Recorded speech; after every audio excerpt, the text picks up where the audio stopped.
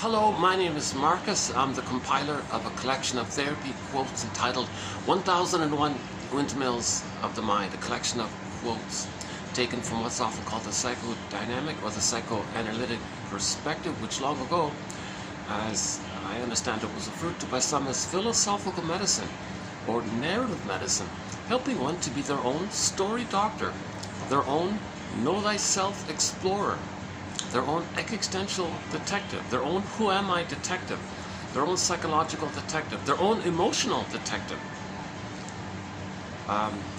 Because what we're dealing with is a thing called attachment trauma, whereby a lot of babies are not getting their basic need for what's called a secure attachment style. That's an attachment trauma, relational trauma, interpersonal trauma, commonly known as emotional arrested development, developmental arrest, and this emotional, feelingful, I feel for amness sense, psychological, like ontological sense of self, kind of gets frozen up, hardened up like statue or petrified, feeling unreal like the velveteen rabbit, wooden or flat. The jargon is affect phobia. So this perspective helps us to face this affect phobia. Affect phobia, fear of our feelings. Feelings are expressed whether or not needs are met. F and N, feelings and needs. So just in general terms, if a person's needs are met, the feelings are pleasant. Simple, basic, common sense link. F and N, feelings and needs. If the needs are unmet, the feelings will be unpleasant to one degree or another. Right? F and N, feelings and needs. So the baby has a primary, basic need for what's called a secure attachment style, a positive relationship with the mother, where the mother's there, emotionally there for the baby, attuned to the baby's needs and responds appropriately. There's a rhythm of safety, and some people call it attunement or entrainment, or some people call it her reverie, like her consideration and her empathy and her recognition for the baby's situation, and has that loving presence and response. So she soothes the baby, sees the baby, hears the baby, feels the baby, responds to the baby. And this is automatic, just in time, right on time. And this takes place for the first 4 to 5 months. Authors argue about that range. I've seen one range from 3 to 6 months, even one that went from 2 to 7 months. I'm still using Margaret Waller, one of our mentors. She says on average that range is somewhere between 4 to 5 months. So from birth to 4 to 5 months, the baby needs a secure attachment style, also known as an extended paradise or an extended womb, a social womb. So the baby had a womb life, intrauterine life. Okay, in the uterus, he had a certain life there. And the quality of that life was, it was all about him. Everything was for him. Everything served him. He was the center of it all. Maybe he was the whole thing. And the baby's in a state of, and there's a recognition that the baby's in a state of undifferentiation. Baby doesn't have any concept of where he begins and ends, and where the mother begins and ends. Hasn't reached that place of even recognizing there's like a separate otherness, a separate mother. He thinks it's just all him in there. His eyes are closed. He's in the amniotic sac, kind of floating around with this oceanic, relaxed feeling. Oh yeah, just before coming out here, I saw this immense issue. Geez, it was sad. Immense issue over a big argument over some waterfront property and all the damage being done. That's maybe someone who's so traumatized, they have this real demand. I want a beachfront property. I want a waterfront property, because it links you to the water. Maybe it reminds you of the amniotic sac time, the paradise that you had. And when you're very traumatized, you want to regress to that kind of place. So maybe being by the water kind of gives you some triggering of that paradisical time. So it's a kind of regression in that sense, to have that constant triggering feeling that you're safe back in the uterus. So in the uterus, the baby's considered to be in paradise, Garden of Eden, Shambhala, Shangri-La, Avalon, any kind of paradisical scene presented in some kind of myth or fairy tale. Sometimes that's a reference to the condition that the baby had in the uterus. He was in paradise, meaning he had his feelings and his amness. So another link. So before we just mentioned the basic link of feelings and needs. Another link is I feel, therefore I am. So if you have your feelings, that's coming from your amness. If your amness is missing, where are your feelings? You're afraid of your feelings, hence affect phobia. Because to admit a feeling, you got to admit that the underlying need wasn't met. If the underlying need, okay, for a secure attachment style wasn't met, then the child's identity, his emerging sense of self, his emerging authentic self and being who he'd be had he been loved. Okay, word of the year for 2023 by the Merriam-Webster Dictionary Company is authentic. So the child searching for his authentic self, his natural self, who he'd be, who he's meant to be, who he's born to be, the so-called quote-unquote destiny. That's what they mean long ago with that term destiny, where the child feels safe with the mother and is able to go through a kind of a developmental process with her between birth and 3. That's his destiny, to find his uniqueness, to find his consciousness, to have a consciousness of his uniqueness and a sense of self that's autonomous from the mother psychologically. So he separates from the mother psychologically, has a basic normal impression of himself as being okay, not perfect but okay. A mother was loving, so she's okay, not perfect. Okay, and it's 3-dimensionality there, realistic kind of outcome that we're all members of Homo Traumicus. Mother's a member of Homo Traumicus, the child's a member of Homo Traumicus. So 3-dimensionality here, we're all traumatized basically, crying for love, trying to heal. So it's a little complex, little in-depth area like that, right? But we're still members of this massive family, Homo sapiens. We used to come from our earlier version of us was Homo botuensis, and it took us 1 million years as Homo botuensis, an earlier version of us according to the theory. It took us 1 million years to become us. So we grew the cortex 150,000 years ago. We called ourselves Homo sapiens. We spread around and all that. And while we were spread around, about 10,000 years ago, while we're all in different places, by and large, an accident took place psychologically due to the mismanagement of our brain chemistry when we had all these discoveries and discovered farming and agriculture, got all this serotonin, made us feel extra safe. Then you wanted more, and then enter pillage to grab you. Now we're hoarding and grabbing and greedy, envy, and then babies are traumatized for that service. So we accidentally traumatized ourselves, and then we became Homo Traumicus. Someone called it Homo economicus, emphasizing the greed and all this. And maybe we can update it by saying Homo short-sellicus. So that's sort of a separate topic.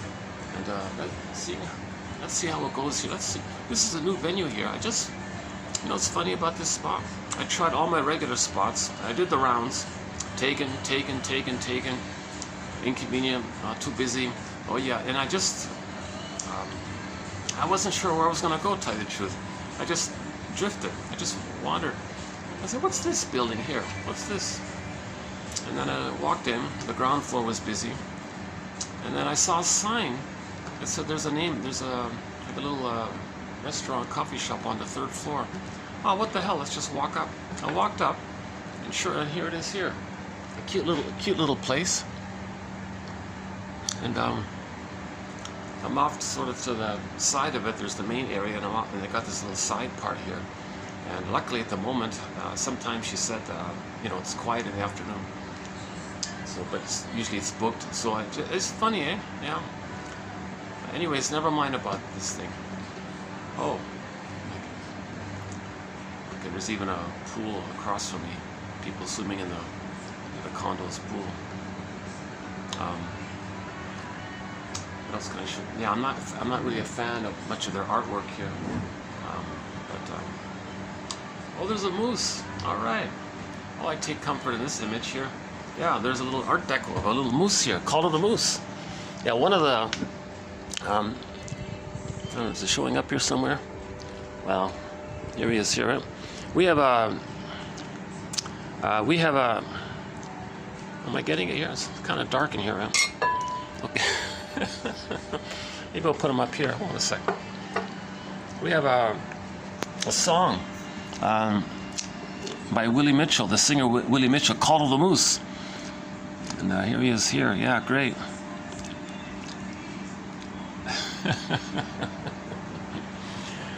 Yeah, so we have an amazing soundtrack. We have a, geez, 40, 50 excellent songs by indigenous singers. Willie Dunn, Beatrice Dew, Ely Sappi, Susan Aguilar, and the list goes. Brian Andre, the Cashton guys, and the list goes on. And Willie Mitchell is another singer, and one of his songs is called "Call of the Moose." He also sings a song called "Birch Bark Letter," and we've got about 7 of his songs on our soundtrack. Underappreciated singer, yeah. So there he is there, yeah, Call of the Moose.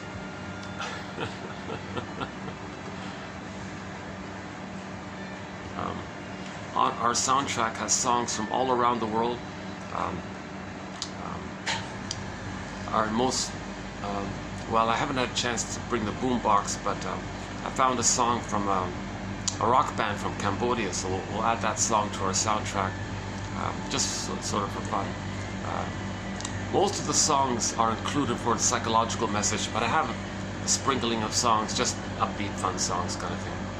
But in the yesterday's video, I mentioned 2 of the songs that are psychologically minded that are in our soundtrack. One is a song called "If You Won't Leave Me, I'll Find Somebody Who Will" by the singer Warren Zevon, and I talked about why that song is psychologically minded and why it's in our soundtrack. Another one was by Katie Lee, her song called "It Must Be Something Psychological." She says that she's attracted to this fellow, and it's really quite explainable. It's because he's unattainable. It's not logical, it's psychological. So we've got a lot of good songs that have like a psychological structure or a message to it. But some songs are just there for fun, like that Cambodian song. I recently added songs from classic bands from Turkey, from, oh boy, all over the place. Brazil, a recent one from Brazil, and Zaz, yeah, from France, Zaz. Oh, German, there's a few German songs. Actually, our theme song is a German cover of Windmills of the Mind by Katja Epstein. And we've got several of her songs as well. Great singer, Katja Epstein. She sings our theme song. I could spend an hour talking about our soundtrack. That's kind of fun to do, actually. Yeah, lots of classic rock, you know, Street Heart, when Kenny Shields was the lead singer, Dan McCafferty, when he was the lead singer for, well, he passed away, he was the lead singer for Nazareth. Oh yeah, April Wine, the lead singer just passed away, April Wine, yeah. Miles Goodman just passed away. Oh yeah, you know why that, you know what prompts me about that? I have a quote coming up in the next video or the one afterwards, where sometimes art, no, let me save it for that time, yeah. Let's save it for that. So yeah, we have a thread on art, a thread on prejudice, a thread on myths and fairy tales, like psychological interpretations of myths and fairy tales, all of the major defense mechanisms, developmental theory, object relations theory, the work of Karen Horney and Melanie Klein about the positions, you know, greed is a topic, transference, love is a topic, envy is a topic, shame is a topic, and we got 60 topics on the go. Emotional eating, the body bears the burden, and it keeps on going like this. So it's an exciting collection of quotes, 60 topics or chapters or e-booklets or maybe themes, and we now have 10,000 quotes, the best quotes from this psychoanalytic orientation or perspective, 10,000. So it's an exciting collection. It's the first time ever an in-depth collection of quotes from psychoanalysis has ever been compiled.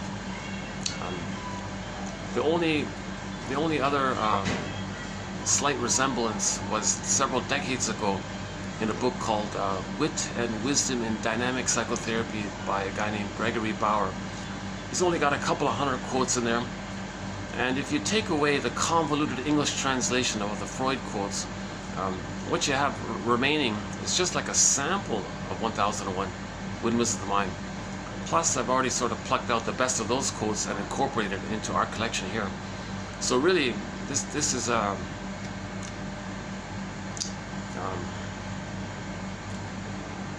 these quotes help us to have night vision in the unconscious, it's like shadow, dark, like a forest. We don't see what's going on. And from there's unconscious motivation, and we don't know it, so we need night vision. These quotes are giving us an ability to see what's going on about ourselves, right? These quotes are helping us to strengthen the ego, meaning our awareness, our consciousness, and then feelings can come in after that. Okay, so psychoanalysis looks for an egg in a basket that's missing. So first weave the basket, kind of thing. And yeah, we've got a few other metaphors about this. Actually, today's video, 2738, a little bit on the lighter load, to tell you the truth. But this will also be by Martha Stark. Yes. So we'll be doing this in this video. So we'll be doing this. So stay tuned. This is Martha Stark, 2738. Just 3 good, solid quotes, I think, from her. 3 longer ones. Usually the quotes are much shorter than this. And this will be our 4th video on the work of Martha Stark. She writes very clearly. She talks about object relations theory very clearly. I think the easiest, clearest, immediate, manageable, user-friendly access to psychoanalysis is Martha Stark, to tell you the truth. And then read Masterson, Karen Horney, Thomas Ogden, James Gottstein, David Solani, and down the list, right? But I think she might be like the best sort of introduction. Actually, even before that, to tell you the truth, before reading Martha Stark, I would read the comic Psychoanalysis. There's a comic called Psychoanalysis. It was originally put out in 1955. Only 4 issues were put out, covering 12 therapy sessions, put into comic book, colorful format. Yes, it's exaggerated, but it's not made ridiculous. It's not like supposed to be distracting. It's educational. It teaches psychoanalysis using the comic book format. What a wonderful offering.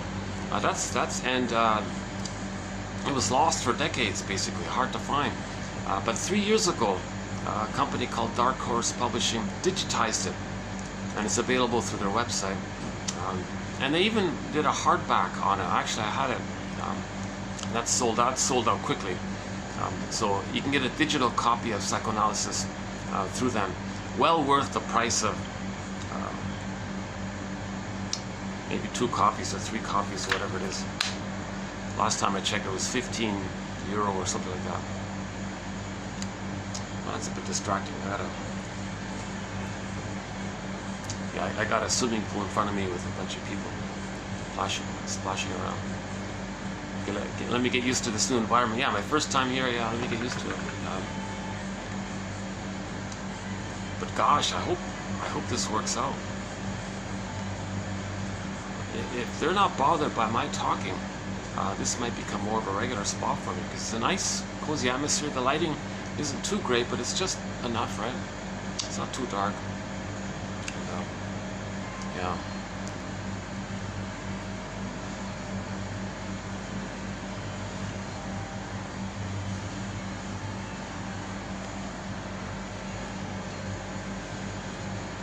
If people start wandering in, I might have to just I'll go some other place. Yeah, I've got a couple of options a little bit later on.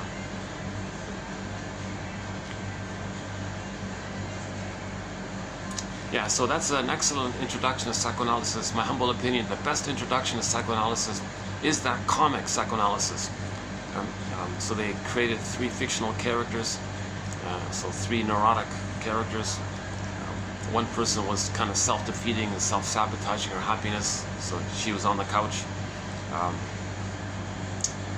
One guy was like a typical kind of woman, like fear of intimacy, had a negative attitude in life.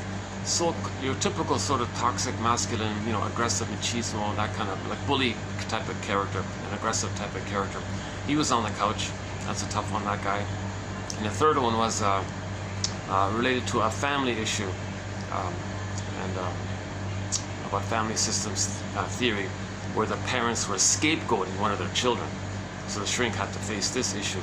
And the parents didn't know really that they were scapegoating their child, because there was so much tension between the parents to relieve themselves, they created their child.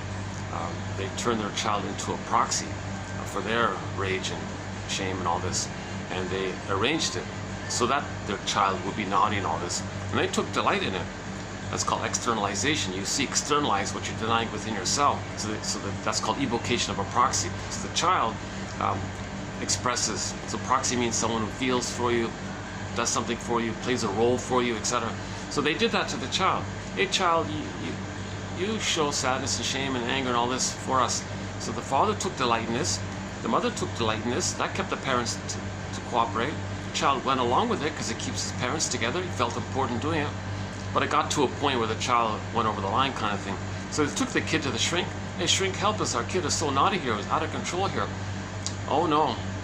He's the symptom of you two, the problem between you two. Kid, you go home, relax, take a break. You gotta face it. What? They were the parents are outraged. What, me? Are you kidding? I'm the world's greatest dad. I'm the world's greatest mother. Oh, boy. Oh, boy. Then why are you scapegoating your child? What? We're scapegoating the child. So finally they came around, and so that's the issue about the so-called. So we did a few videos on Murray Bowen's theory about this emotional triangle.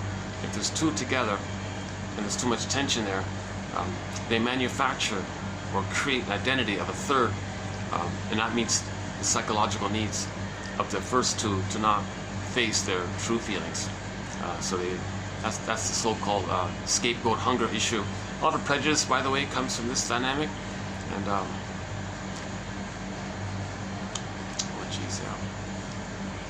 gotta get used to this new. I don't want to show you because it looks for privacy and all this, but I'm in a busy, crowded city now. Maybe I can distract. How can I block? Unless I turn around. Maybe I can turn around a bit. Yeah, maybe I can do this for a bit. Let's just do this so I don't have to see the thing all the time. Yeah. Let's just do this for a bit.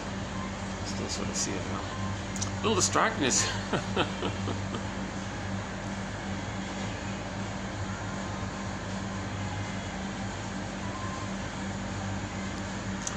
Okay. 1 second. Yeah. So let's keep it like this. All right. Yeah, okay, and then if you get, when you read those 12 therapy sessions in the comic book format, you learn about dream interpretation, transference, repetition compulsion, the toxic masculinity issue. He was the womanizer, and he was an overeater as well. That issue's in there. The topic of separation anxiety was discussed. Okay, the family systems theory, self-defeating behavior, and a few other points. It's jam-packed with psychoanalysis. That's the quickest, most accessible introduction to psychoanalysis. And then I would say, read Karen Horney, Our Inner Conflicts, or James F. Masterson, Our Search for the Real Self, or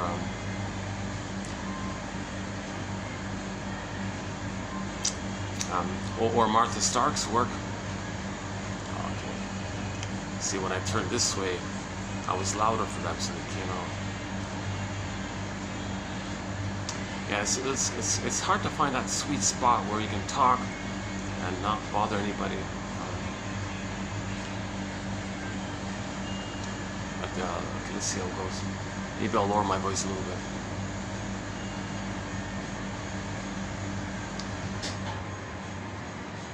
Okay, so let's back up a sec. We're trying to heal from this thing called attachment trauma. So the child's, so back to the word of the year, authenticity. 2023, the word of the year, authentic. So the child is born to be able to receive enough love for him to discover his innate authenticity, his uniqueness.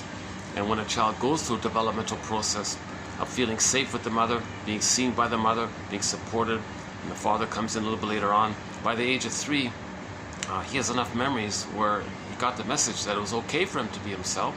It's okay for him to have his uniqueness, his interest. He wasn't rebuffed for it or punished for it. In fact, it was the opposite. He was kind of a little bit seen for it. And, You see, the way the mother treats, in the beginning, with the way the mother treats the baby, he's laying down neural pathways. He's gonna set in him, and he treats himself like that. Babies need your presence, not your presence. Yeah, in yesterday's video, yeah, the question came up in yesterday's video. Imagine a little baby, and he has a choice. He has a choice between being securely, warmly held in his mother's arms and having mother's loving maternal presence for the child, or the child can have a $1 billion golden crib with $1 million golden toys and rattles and things. What do you think the baby's going to choose? Of course, he's not going to care about the material gifts, right? Babies need maternal presence, not your present. Same with children. Children need your presence, not your presence, kind of thing, right? So that's how important it is. The baby needs mother's maternal presence, her reverie and her attunement, positive maternal experience, because the baby's brain is malleable, and he's laying down a model from which he's going to see the world through. The first world for the baby is the breast mother. The breast mother, the breast. Okay. In the beginning, for the baby, it's called part object relating. Baby doesn't fully see the mother like a full person. He's just kind of relating in a utilitarian way with the breast mother. And the mother has to accept that kind of role, right? So the breast mother is the whole world for the baby. So his experience of his world sets down like a map or a blueprint or a schema or a script or a template, a working model of the world. And then whatever's laid down, he sees like a lens. He sees the world through that lens. So he's learning what the world is like by his experience with the mother. So he needs a positive experience to lay down positive memories. Positive. Oh, good. Oh, my God. Okay. All right. Oh, I can go back to this way here. All right.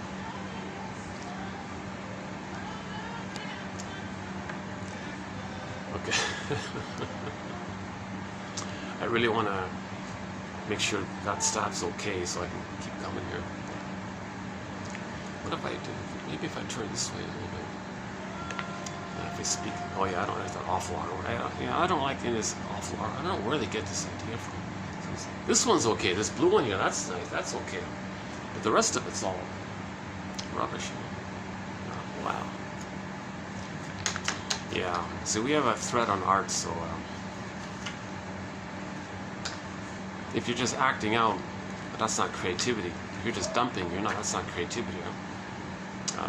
So sometimes art, yeah. Edmund Burglar says that sometimes people might use art not to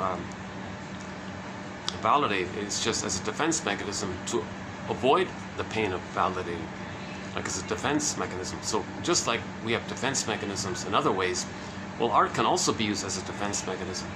Right? So expressing your anger, dumping your anger, that's not necessarily art. Art would be something like something that has like a synthesizing quality, where you acknowledge the inner conflict, see the two sides, and hold the ambiguity of the two sides, rather than just do like either or kind of thing.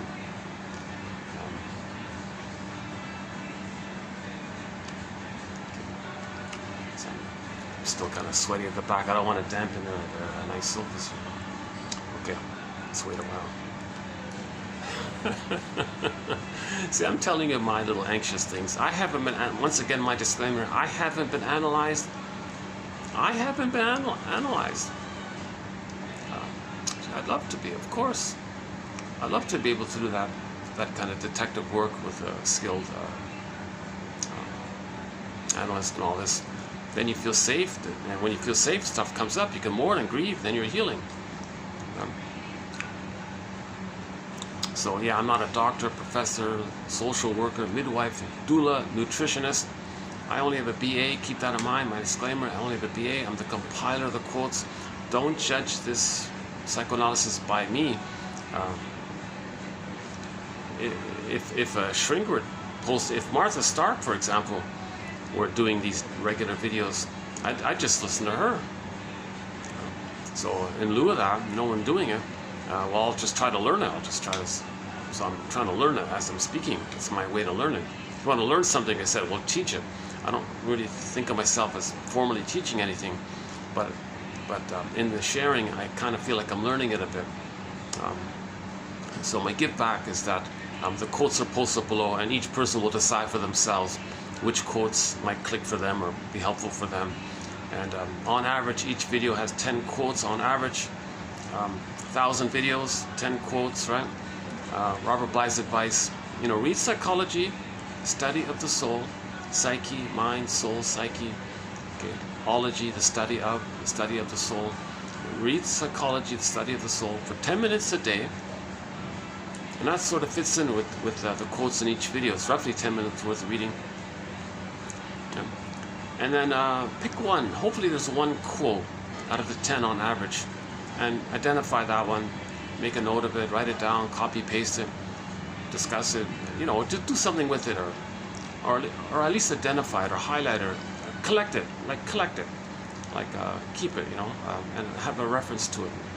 And do that every day. Get one quote a day, every day for 3 years. That's a crash course in empathy, in self-empathy. A huge effort towards capturing something in the past, giving it a time and a place. That's the ghost is laid to rest. Then the life force that was stuck in the past because of that can be free for the present, and you can enjoy the present. But if your life force is stuck in the past with the past trauma, you're dwelling in the past, living in the past, seeing the present in terms of the past, not enjoying the present for the present because you're forced, you're compelled to see the present in terms of the past because of all the pain. Self-help author Amy Bear says, you recreate or you see your childhood in the present because of the pain you're feeling from then, because the pain you're still feeling by then. So you're still dwelling there. Greenberg quote, a film called Greenberg. Not a great film, but an excellent quote. Schrig said to the guy in that film, you have trouble living in the present. So you linger in the past because you feel like you never really lived it. Can't let go. It's unfinished business with the mother and didn't get your needs met. How do you know yourself if you don't get your needs met? So back to the emerging self. When the baby comes out of the uterus, assuming everything was okay in the uterus, assuming he was in a welcoming womb, assuming he did have his paradise.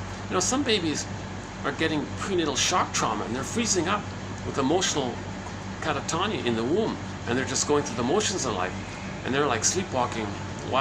We don't want the baby to be prenatal trauma. Nor does anyone want the baby to experience what's called prenatal distress syndrome. Mother goes to a heavy metal concert. Baby's scared of all this loud noise. He's kicking. Cord twisted around him. Can't breathe now. Kicking out of the panic. He's not getting enough oxygen. Mother says, hey, look, Junior's going to be a soccer star. Huge misattunement. He's in hell. Okay. All right. So, in myths and fairy tales, when there's a scene or an image or a sequence in a story talking about hell, that's a metaphor for the emotion of shame. The baby's shamed by all this. Shame, the emotion of shame, is this burning, biting feeling. So not this artwork, but artwork depicts our emotions. So the artwork of the hell scene is the burning, fiery, all this. That's the baby felt this fiery, burning, biting feeling. So hell is a metaphor for the emotion of shame. Once again, myths and fairy tales are metaphors for psychology. They're metaphors for inner life. They're true on the inside, not on the outside. They're true on the inside. Okay? Every character in a myth or a fairy tale represents a personification of some psychological element. Oh yeah, this morning somebody said Athena is a personification of the positive healing power of nature and all this. This innate drive for healing, nature's drive to healing us. And we created a character called Athena. And I think some universities and some organizations use Athena as part of the logo in this area. So it's just a personification, just an image, metaphysical imagining, just some kind of artwork. Athena is like artwork to describe some innate drive for healing, nature's innate drive for healing. So we have a character like this. When something comes to your consciousness, from the unconscious to conscious, that's Hermes, or a bird flying across, okay, or the Pied Piper, okay, or some kind of trickster character in a myth or fairy tale. These magical trickster characters, poof here, poof there. The magical trickster characters also are an emissary for this inner life. So when something comes to our consciousness, That's the art of medicine. That's the healing journey, to make the unconscious conscious.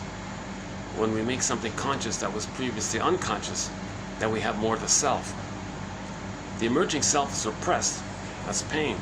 If we can identify it and admit something about ourselves that's repressed, denied, disavowed, and accept it. Now you're having more of the self. Now you're more integrated. Okay, so healing and wholeness are synonymous. You want to be more. You don't want to be fragmented too much like this, or too much abuse denied.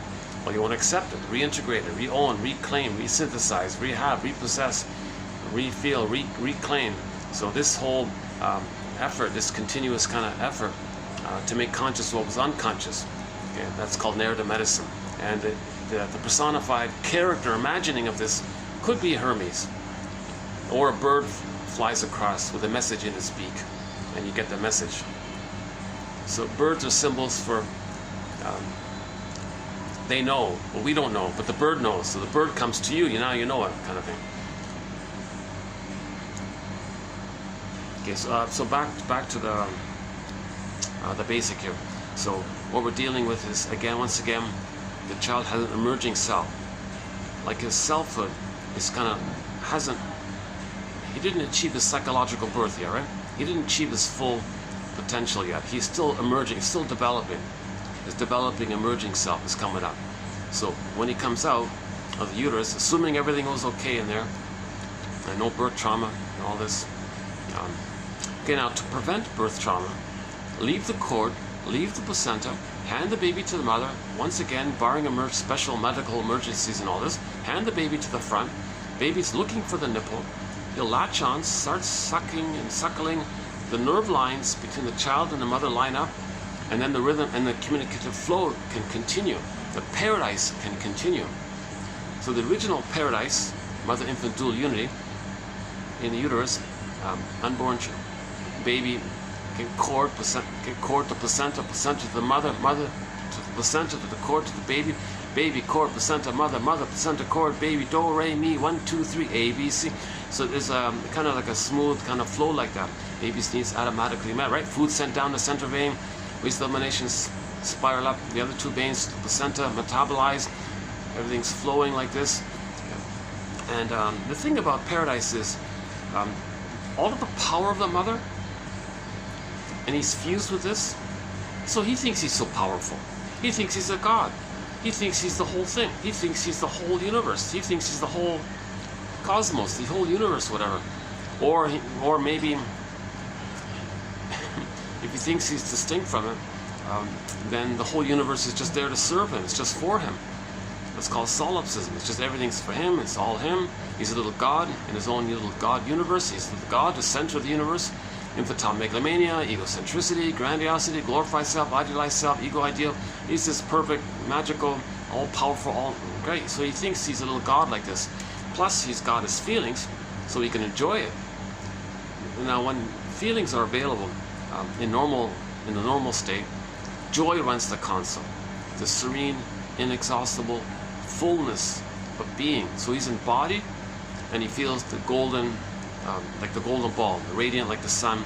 So he feels the warm radiance of his body emanating. I feel therefore I am. So he has his amness, and now the feelings of joy are going to radiate from that. There's pleasure, and he's powerful. The power of the mother is his power, and he's alive.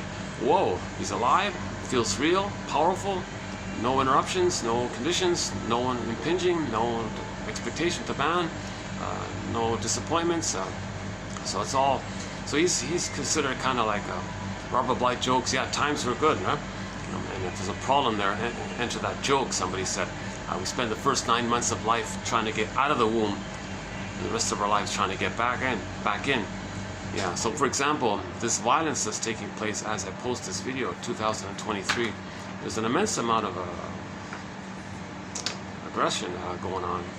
It's hard to talk about over some waterfront property, basically. And, maybe that's this real regression to feel some kind of reminder that once upon a time they were in the uterus. And I noticed that, you might notice that there's a kind of a stereotype about owners of beachfront homes and all this. how aloof and how cold and detached, and how they're back in their solipsistic little world, the little gods, and you can't talk to them, they're unapproachable. And if you don't own oceanfront property, they don't care about you. You know, they have this elitist mentality. It's interesting about that, right? And the rest of the people don't like waterfront owners and all this, because they're just in this addicted state of being triggered of the blissful time that they had in the uterus. Now again, when the baby's in the uterus and you're triggered of that, okay, you're getting the bliss that you had back then. The baby had what's called the unico mystica, one with this big powerful mystery. Now if you're one with this big powerful mystery, you feel pretty special, you feel pretty important, you feel quote unquote the one, you're chosen, like, you know, some people might say, like you feel very special or elitist or supremely loved by this divine being, and it's just you and this God, bigger nature, bigger powerful force, and it's just for you, and you're one, you're blissfully happy with the oneness of it's just you and that, the mother infant dual unity. So you feel like this. So if you're at the beachfront property and you see all this water there, the water, the love, it can symbolize, or it can trigger that time in the amniotic sac where you're floating around in the oceanic feeling. Remember, we begin as water people. We're in the water, right? Water sac. You see the water triggers the original water. So we remember this stuff. The baby remembers this stuff. His memories go into the part of the brain called the non-reporting brain, the implicit memory system, the pre-verbal memory system. It's recorded. It's not thought. It's not really formulated. So one guy calls it the unthought known. It's known, but it's unthought, but it's known. Or amnesic memory. So it's there, it's recorded. The baby recorded that blissful time, but later on we're not conscious of it, but it's recorded.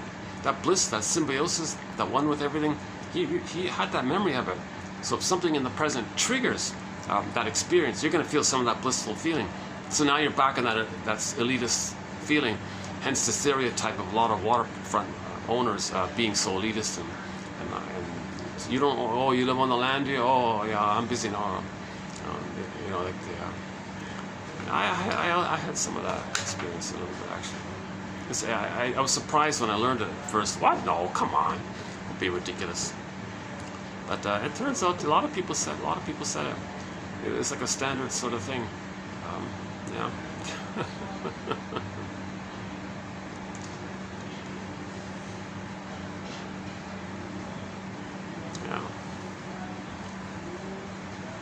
So we're okay. So assuming when the baby comes out, right?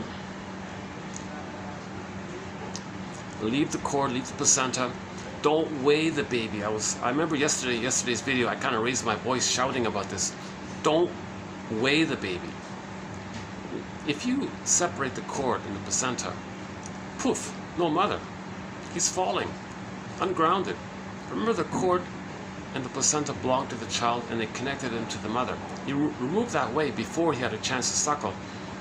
He's like falling. And nightmares of falling, they say, might come from this place later on. So he's like ungrounded. And now remember, the baby doesn't understand time. No time. So if the mother's gone, there's no time. There's the trauma. There's no mother.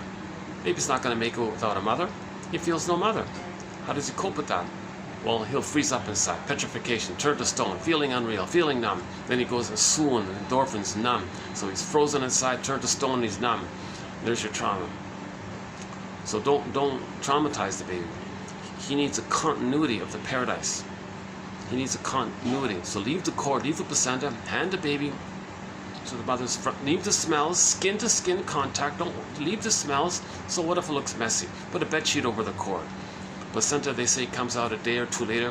Fine, put it in a bowl, they said. The bowl can sit on the bed beside the mother. Put a lid over the bowl, but allow some space for the cord. By that time, the child will have established a new rhythm of safety. Let the music play on. Let the music play on. So by that time, he'll have that. He'll have made the adjustment. He'll have made the transition from the water world paradise to the land world version of paradise, called the extended womb. By that time, okay, now he's secure and he's safe. He's got his safety, he's got his trust, he's got his paradise. He's continuing the positive pathways. No memories of being traumatized. So he's continuing to develop And then the cord and the placenta sort of drop off on their own accord. So just let that happen naturally. So don't inflict any kind of trauma. And of course, this savage thing of the CIRC, we only have one quote on that. Somebody suggested the stress of that trauma, that's the stress of that physical trauma. The violence on the baby is so tender, so vulnerable. You're going to inflict that kind of violence on him. His brain, they said, can cause a lesion that leads to the person feeling cold and indifferent. So you don't want to traumatize babies. It's the opposite. You want to be a guardian, safeguard the sacred transition. If there is any kind of quote-unquote ritual, the ritual should be candles in the room is warm. Okay? The father can stand back to make sure the baby's handed to the mother. So if the doctor's there and he's about to no, father jumps in, don't you dare. You just hand the baby to the mother. No, but the procedure says we got to weigh the baby. No, I don't care about that. I don't need that. I don't care about that. I don't want you to traumatize my baby for some bureaucratic nonsense, which is just a cloak to traumatize the baby. No. So you hand the baby. So the role of the father is to make sure whoever's delivering the baby does their job to hand the baby. All the more reason to do so if there are little complications, because the baby's stressed out by the birth. He needs to latch on. Where's mother? He needs the safety and the continuity, and the mother can soothe things if he is distressed at the birthing process. So let the father kind of guard that, and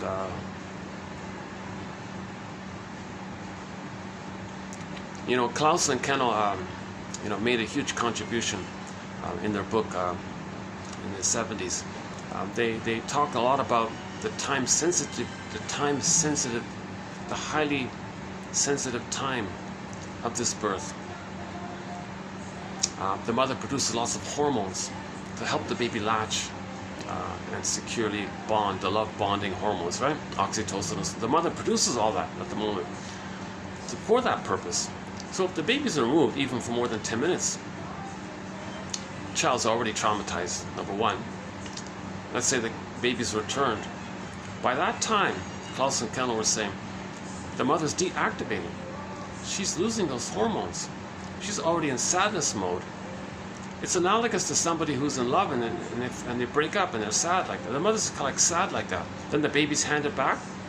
The mother may go, oh, hi, baby. But the chemistry says, push, you're interrupting me. Back off. Baby goes, who's this stranger? And he's angry at this stranger who's rejecting him. So already he was violently frozen. And he had a chance to find mother. This strange mother's rejecting him. So he got violently rejected, and he's being rejected a second time. Oh my God, so Klaus and Kennel say, oh my God, hospitals, change your procedures. And they did. They did. There was a big write-up. They got a big award, a big appreciation. And the hospitals, they were saying, yeah, I'm sorry, we made a mistake. We did these kinds of things, induced labor, at 5 o'clock, want to go home. Everything was set up to meet the needs of the hospital. We didn't care about the needs of the baby and the mother. Nothing to do with that. Everything was set up for efficiency, and it was a cold mechanical kind of thing. So they humanized the process. So nowadays, things are a little better, I think. But apparently it still takes place. It's still, a lot of places haven't caught up yet.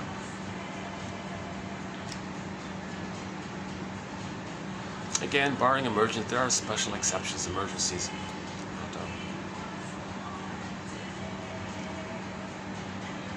But as soon as possible, in those special cases, hand the baby back to the mother. Let them have, because even if the baby is traumatized at birth, if the baby and the mother can establish the rhythm of safety and attunement and the reverie, and she starts to meet the baby's needs, the mother can heal that trauma. The mother has the power to heal that early on trauma, but she's only got a few, like a time-sensitive time there. Post 3, it's a done deal. The wiring is set, so she's got up until the age of 3, let's say. Well, really, for the first part, for the egg part, she's only got 4 to 5 months. But the baby needs 4 to 5 months of paradise. So she's got to get it right, like really. If something does go wrong at birth, she's got to repair that and then reestablish the paradise, like within minutes, or I don't know the exact thing, but so yeah, it's a good book. Klaus and Kennel, John Kennel, Marshall Klaus, is that right? It's a 1970 book, Mother-Infant Attachment Bonding, something like that. Yeah, so what a huge betrayal. Yesterday's video we talked about the case where the mother didn't want to breastfeed, and the father said, "What's going on here? Well, just give him the powder stuff. Why aren't you breastfeeding our baby? What are you doing here?" "Oh, well, I like this new sexy appearance. Seduction is power. I want to go to the office and taunt the guys and get my revenge on the guys with all this power." And he was heartbroken. The father was devastated. He had no idea that his wife was such a rotten, mean, cruel mother. He had no idea, and that caused a huge problem like this. Another mother said, "No, I don't want to hold it. Give me the pump," and then so don't do this. Don't do these kinds of things. See, the rubber nipple. There are no nerve endings to the mother with the rubber nipple and the plastic bottle. Another quote was, if the baby's relating to the plastic bottle and the rubber nipple and the powdered stuff, and that's his mother, and he's one with that, he may freeze up and become like a tin man because of that, or freeze up, or become, steely, glassy, cold, or whatever. If he identifies with the mother, like he feels like that, he needs a normal, human, warm, psychosomatic the mother's breastfeeding experience. This is the heart of the matter here, right? Again, the baby's laying down memories of his experience. The interpersonal with the mother leads to the intrapsychic. Okay, oh, that's a bad sign. If they have to talk to crowd out my talking. So let's see.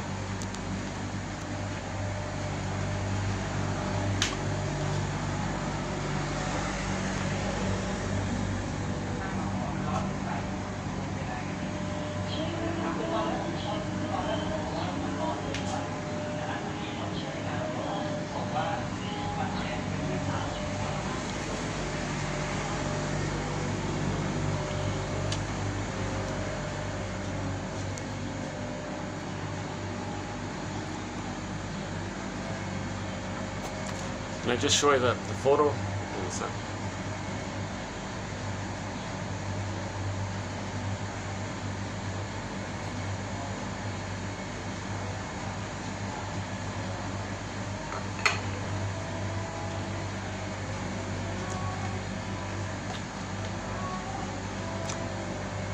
Well, I had almost an hour of peace here. I'll take it, yeah. If I had the money, I'd just buy this place and use the whole restaurant. It's not a bad little spot here now. Not too much of a view, but otherwise.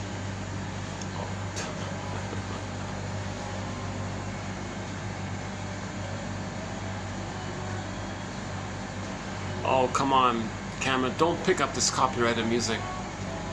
All this Christmassy music is copyrighted, and YouTube blocks the whole video, and you have to trim out the portions of the video that picked up that copyrighted music. So I've had some videos, you'll see in some videos little skips, like 4-minute skips, and like several times like that. Or sometimes the camera keeps going, but all sounds are muted. So you'll see me talking, but there's no audio or something like that. I'm hoping this camera is very sensitive. It picks it up, right? Maybe I should move that fan over here. Try to blot it out. Okay, yeah. So, Klaus and Kennel.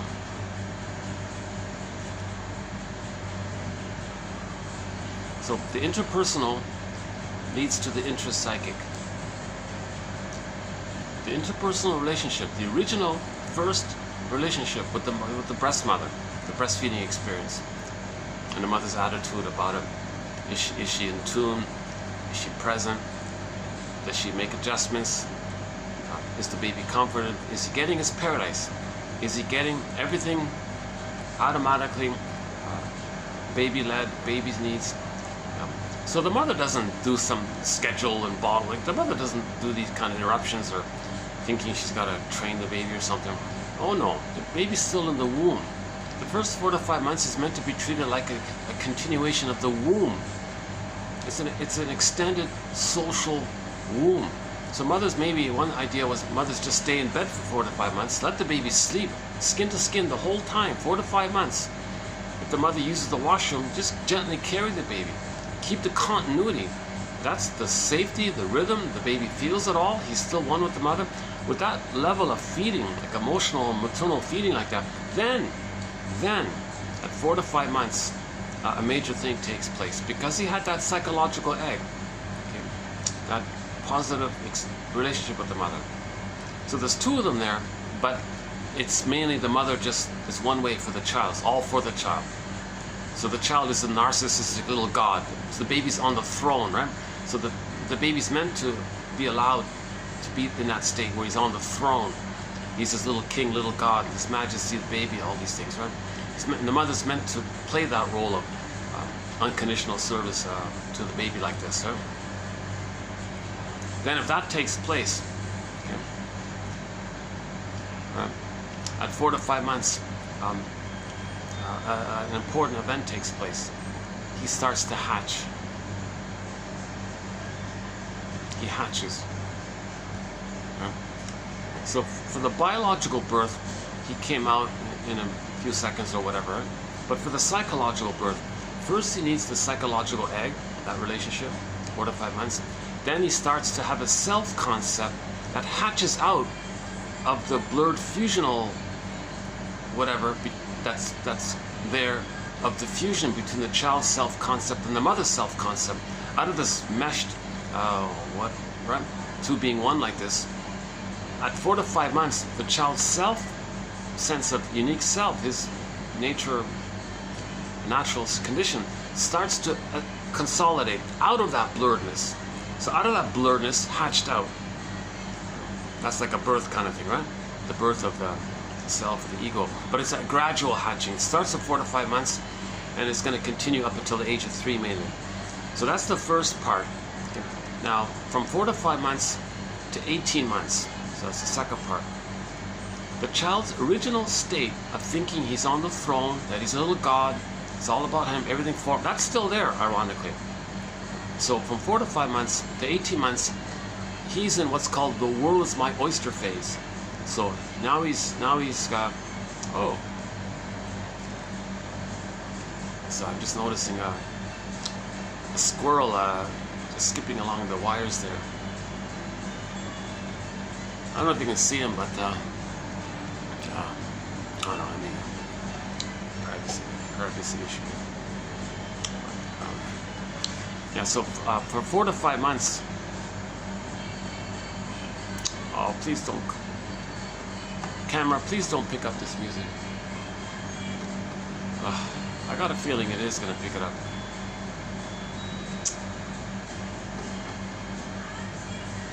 They're not going to like it if I ask them to lower it. I know. It's not too loud, right? It's not. Maybe we're okay.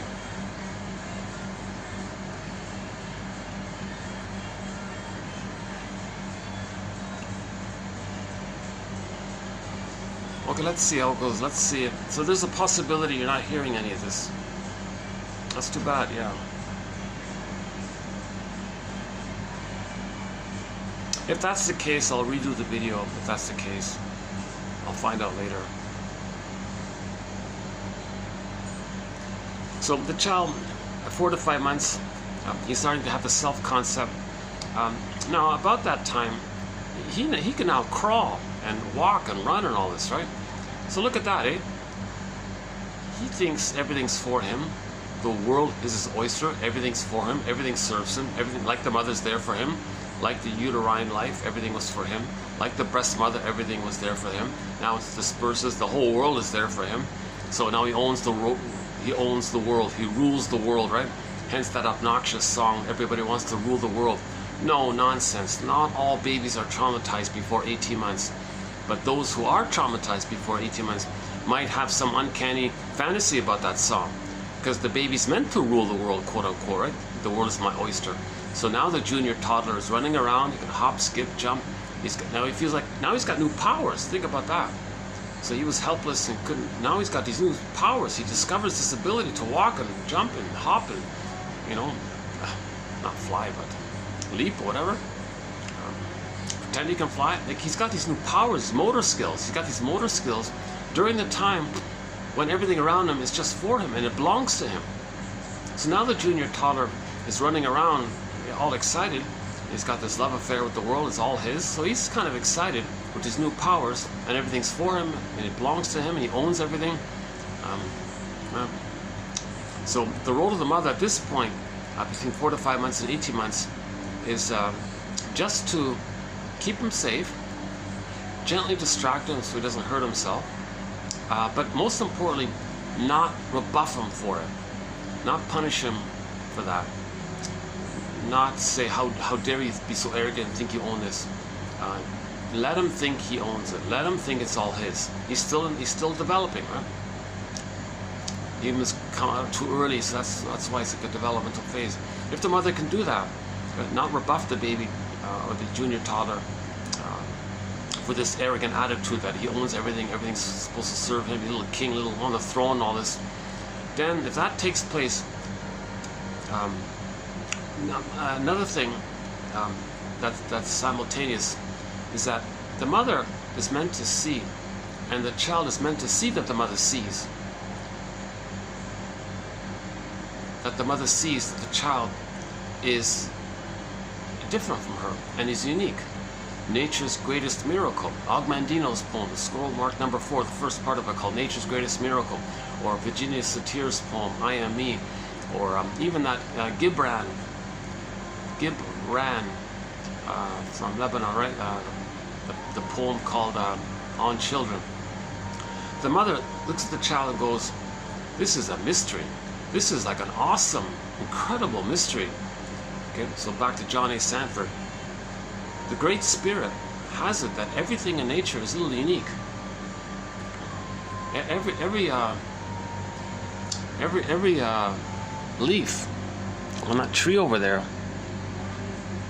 right? Every leaf is unique. Even on one stem, every leaf is unique.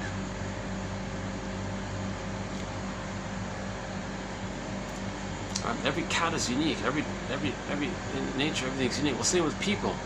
And the mother sees that. Oh my God! Never in all of history was there ever anyone just like this person, this baby, this new human, this person here. And never in the future will there ever be anyone just quite like this. So she's thinking, my child here is unique. Like whoa. So she delights in this mystery, this awness. It's exciting. Difference is for delight, not division. Difference frames the world. There's yeah, they stopped posting videos on YouTube. There was a channel, like an alternative news channel. It was very refreshing to get the other side of the story, right? Kind of like debunking the propaganda and the lies, like a more reasonable kind of intelligent channel. Difference frames the world, DFTW. Yeah, they've stopped. It's too bad. I learned a fair bit from that. Yeah. So okay, back to the mother. The mother goes, this difference frames the world. Yeah, the world, like in nature, everything's a little different. That's what it means, right? So the child sees that the mother sees that way about him. This is called the mirroring phase. So the child is mirrored for this, so he can accept this, that he's unique. If the mother sees that he's unique, and he sees that the mother sees it, and he treats himself the way the mother treats him, that's the memory gets in, set in him, then he continues that. So the mother sees the child's unique, he can accept his uniqueness. So there's the source, starting point for self-esteem, because he has a self. The mother sees that the child has a unique self. My child has a self. He has a self, like a unique self. Mother sees that. I mean, I have it, really? Oh, it's validated, I'm not punished for it, and it's okay to have it because she said it was okay to have it, then I can have it, because if she says he can have it, and it's set in him, he continues that as his mind, then he says that for himself. Okay. So that's another key feature of from the second phase, from 4 to 5 months to 18 months. Again, just ballpark. Okay, then at 18 months, another developmental milestone, a very important transition takes place, roughly at 18 months. This, if he felt safe and got his needs met up until 18 months, now his conscious reality ego is developing. And at 18 months, it gets to a place where the child goes, oh, okay, he comes into himself, like, oh, okay, I'm a little person. Oh, and other people are people. Oh, okay. So, whereas in the prior state, he didn't have that sense of he's a person, they're people. He just thought he's a god and everything just serves him. So he didn't get that stage yet, right? So, so the ego develops. The child's conscious reality ego develops. So at 18 months, he gets it, that he's not a little god and everything's just serving him. He's a person, others are people. So mainly, so this grandiosity phase, this throndom phase, just naturally dissolves or dissipates. Enter now Voyager, seek thou forth and find yourself phase, the now Voyager phase. Okay, so first we had the egg phase, extended paradise. Okay, the Superman phase, when he had new powers, he's Superman, everything's for him, he owns it all, controls it all, he's the number one, Superman, powerful, can do anything. The world is my oyster phase, that one there.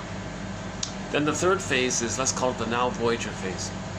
So at 18 months, okay, that famous poem, now Voyager, seek thou forth and find yourself. So a sidebar here to the film, Now Voyager. There's a scene in there by Betty Davis, who played a young lady named Charlotte, but she was possessed and dominated and controlled by her abusive, demanding mother. So she had no freedom, emotional freedom from the mother. And the mother thought she had the right to dominate her. Mother's rights, she said. So finally the shrink was called in. He said, Mother, this is nonsense. Your daughter has rights. Mother's rights, nonsense. Your daughter has the right to be herself, to find herself. So he interrupted that thing, right? He played the role of the father to help the daughter separate from the mother. But the mother didn't want it. She used Charlotte to take care of her. The mother was parentifying the daughter to take care of her, comfort her, soothe her, do what she says.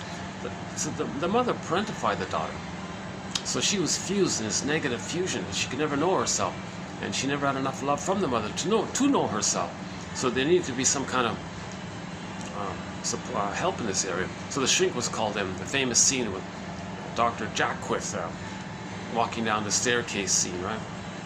Getting ready to confront this abusive, aggressive mother, traumatized woman, with this grand entitlement. See, that traumatized mother, Miss Vale, had an immense entitlement. See, when that Miss Vale was traumatized herself, okay, she has a thing called, coming at today's video, well, I can't heal myself. Well, my daughter can heal me, and she should heal me. So she has relentless entitlement on the daughter. Relentless entitlement. Shrink said, no, nonsense.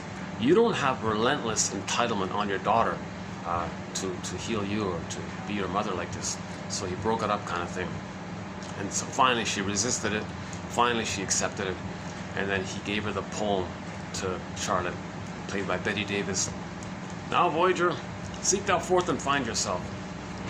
That's the best scene.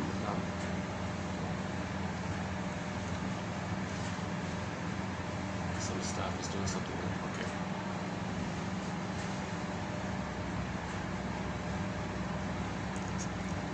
Gosh, I hope it's okay. Yeah. Okay, let's see. Not sure what they're doing. Okay.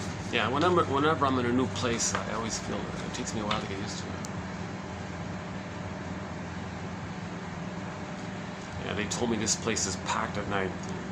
You need a reservation in advance for most of this. And I can see little reservation markers on some of the tables already. Must be a popular place. It is a cozy kind of decorative place.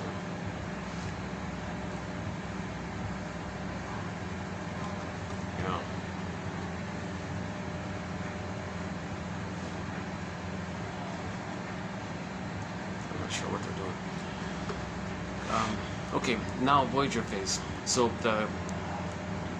from 18 months to 36 months, the child does this thing called rapprochement, meaning he's going to explore. Now he's more of a human explorer. Now Voyager. Now he's a more explorer. So he's curious. He's curious. He's developing. Now he's getting to know his uniqueness and what he likes, his individuating. So this is called the separation individuation process, right? After the hatching, he's simultaneously separating from the mother, simultaneously getting to know himself, separating, individuating, right? So now in the emphasis more on individuating. The middle phase was more, the emphasis more about the separating. 18 months, 36 months, more emphasis more about the individual, but it's sort of blurred up. Anyways, from 18 months to 36 months, the child's gonna explore further. He feels safe enough to explore further, but not totally. He's gonna freak out at some point. He'll get scared. So he's gonna run back to the mother.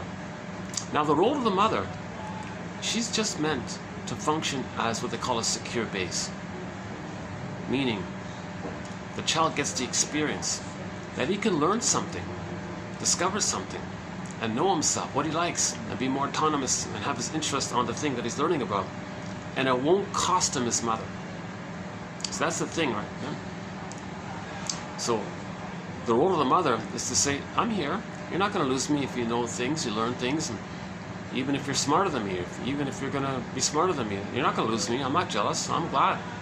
The child's got to have that experience.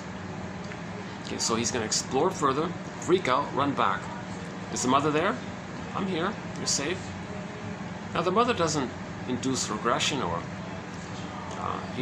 she doesn't do too much really. Oh, I'm here. You're safe. You're not going to lose me. You can learn all you want, and I'm still here. You can have both. You can learn, explore, and when you need me, I'm here. You don't lose me. So in other words, the child doesn't have the memory or the belief that if he knows himself, he loses his mother. He's not ready for that. He's not ready to leave the mother yet. He's still in that midway place, right? So this is the so-called rapprochement phase. Famous phase, right? Now, related to this, simultaneously, the child might have a lot of questions for the mother. And will the mother do what's called communicative matching?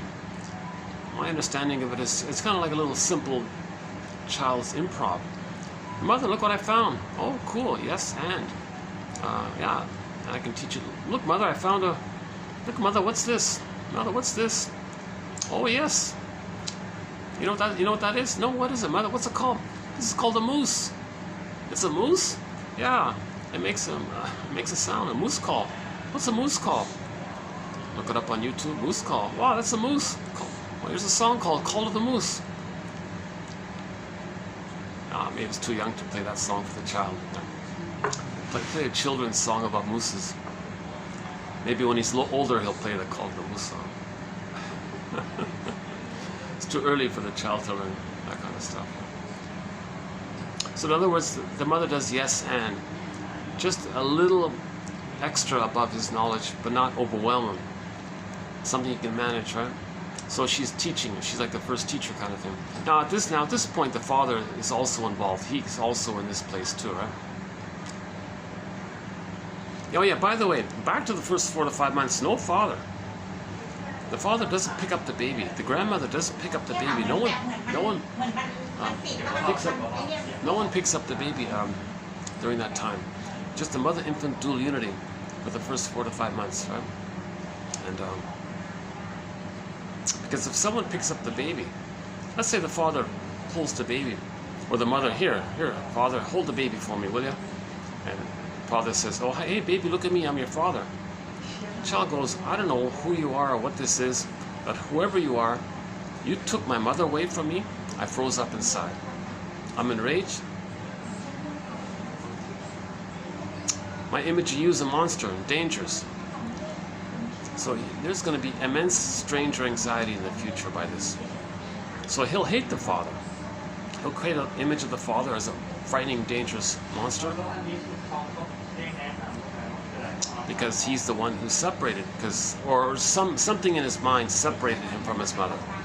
So if the father does it, or maybe the mother does it herself. or someone does it, if the child's separated, in the image in the mind, there's a monster that hurt him. So you don't want to separate the baby from the mother. So you can imagine already, not many babies are getting this.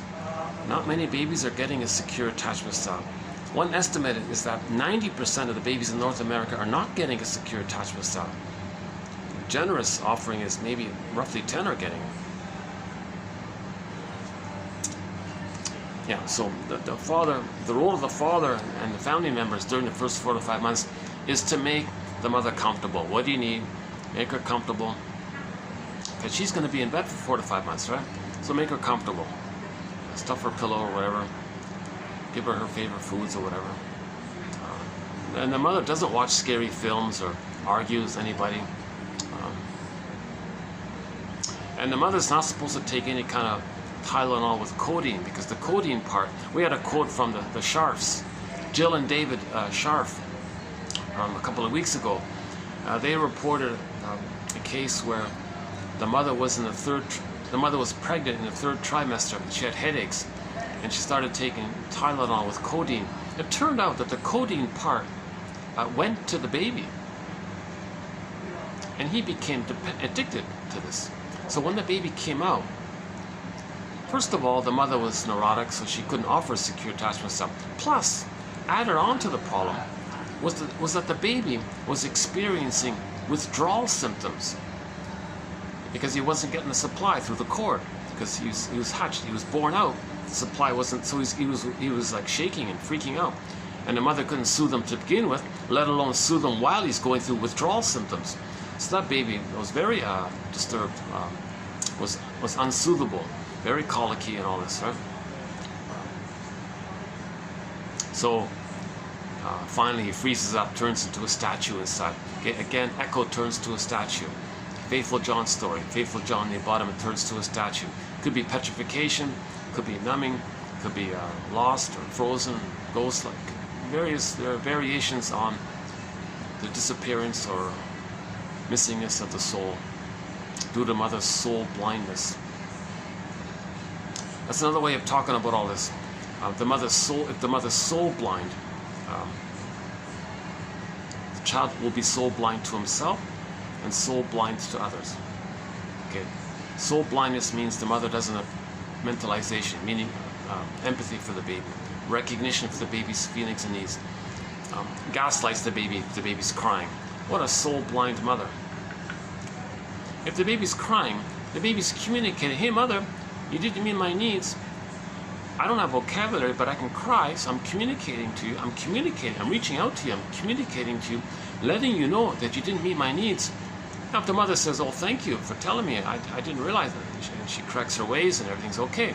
But if the baby's crying because his needs weren't met, and then the mother gaslights the baby, or shames the baby, or withdraws, or punishes the baby, or blames the baby, or doesn't know what to do and all this, she's very soul blind. First she was soul blind to the child's needs, then she was soul blind to the child's feelings about those unmet needs. So she's considered to be soul blind. And so this soul blindness by the mother, the child's, how does he deal with the pain of that? He's got to freeze it up, puts his soul into cold storage. That's emotional hypothermia. Again, the image, the frozen woolly mammoth and the block of ice. So the soul is frozen like that. Maybe we can say a frozen moose and a block of ice somewhere. One second.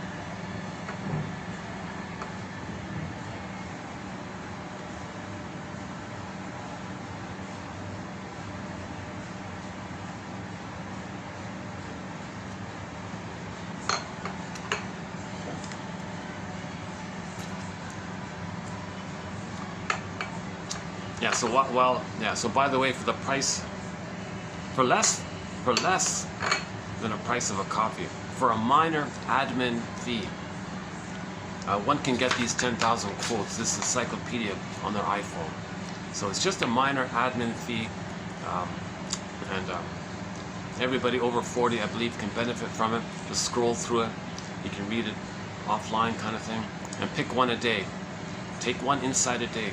Now yes, these are cognitive insights, intellectual insights, curious kind of things, but sometimes these curious kind of things, You let it sit there, and spontaneously it leads to emotional knowing. Emotional knowing. So we want cognitive knowing to create the conditions for the emotional knowing. The image for this is psychoanalysis looks for an egg in a basket that's missing. See, the basket's the knowledge, the cognitive, and then there might be an egg. In the egg, the firebird, the phoenix, the red bird rises. In ancient traditional Chinese medicine, I think they call it the red bird rises, the phoenix or the firebird. The protagonist in the story hops on the back of the red bird, and you ride the firebird. That's a metaphor for your feelings are coming in, like you're feeling alive and vibrant and all this, right? Something like that.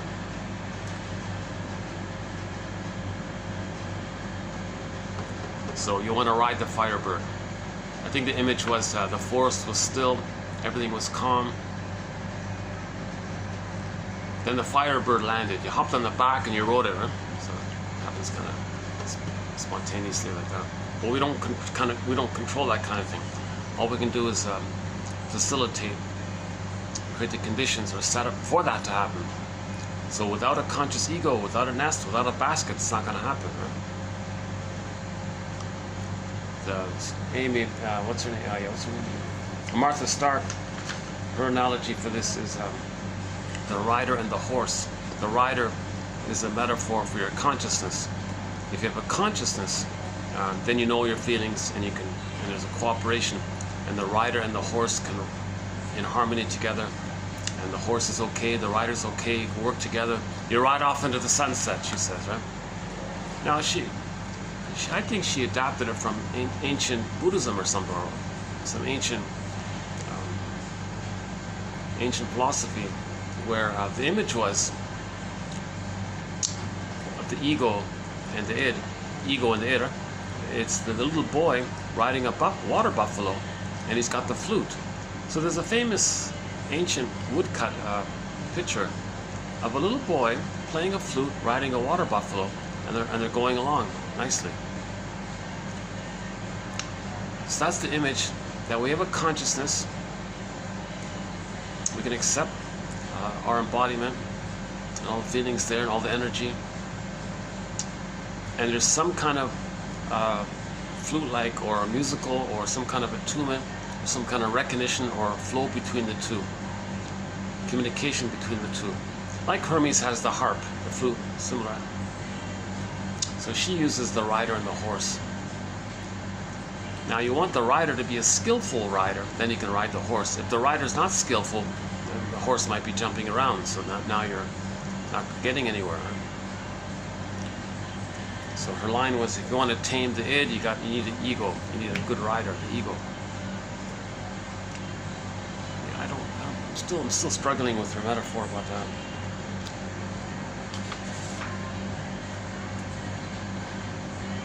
So ego means has various capacities. Reality testing. You know, the person of the present is a person in the present, not your mother from the past. A weak ego, no. If there's a weak ego and your ego is damaged, you're transferring the past into the present, and you can't separate it. So a weak ego, the image for the weak ego is the scarecrow in The Wizard of Oz.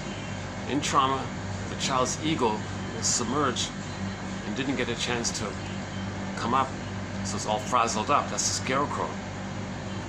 Now the child's not loving life. He doesn't know his interests to express. That's loving life. And when you express your uniqueness, that's meaningful and loving life. That's the path with heart. Okay, so that's missing. With trauma, that's the Tin Man. Feeling hollow and empty. Where's the heart? Where's loving life? Where's the love?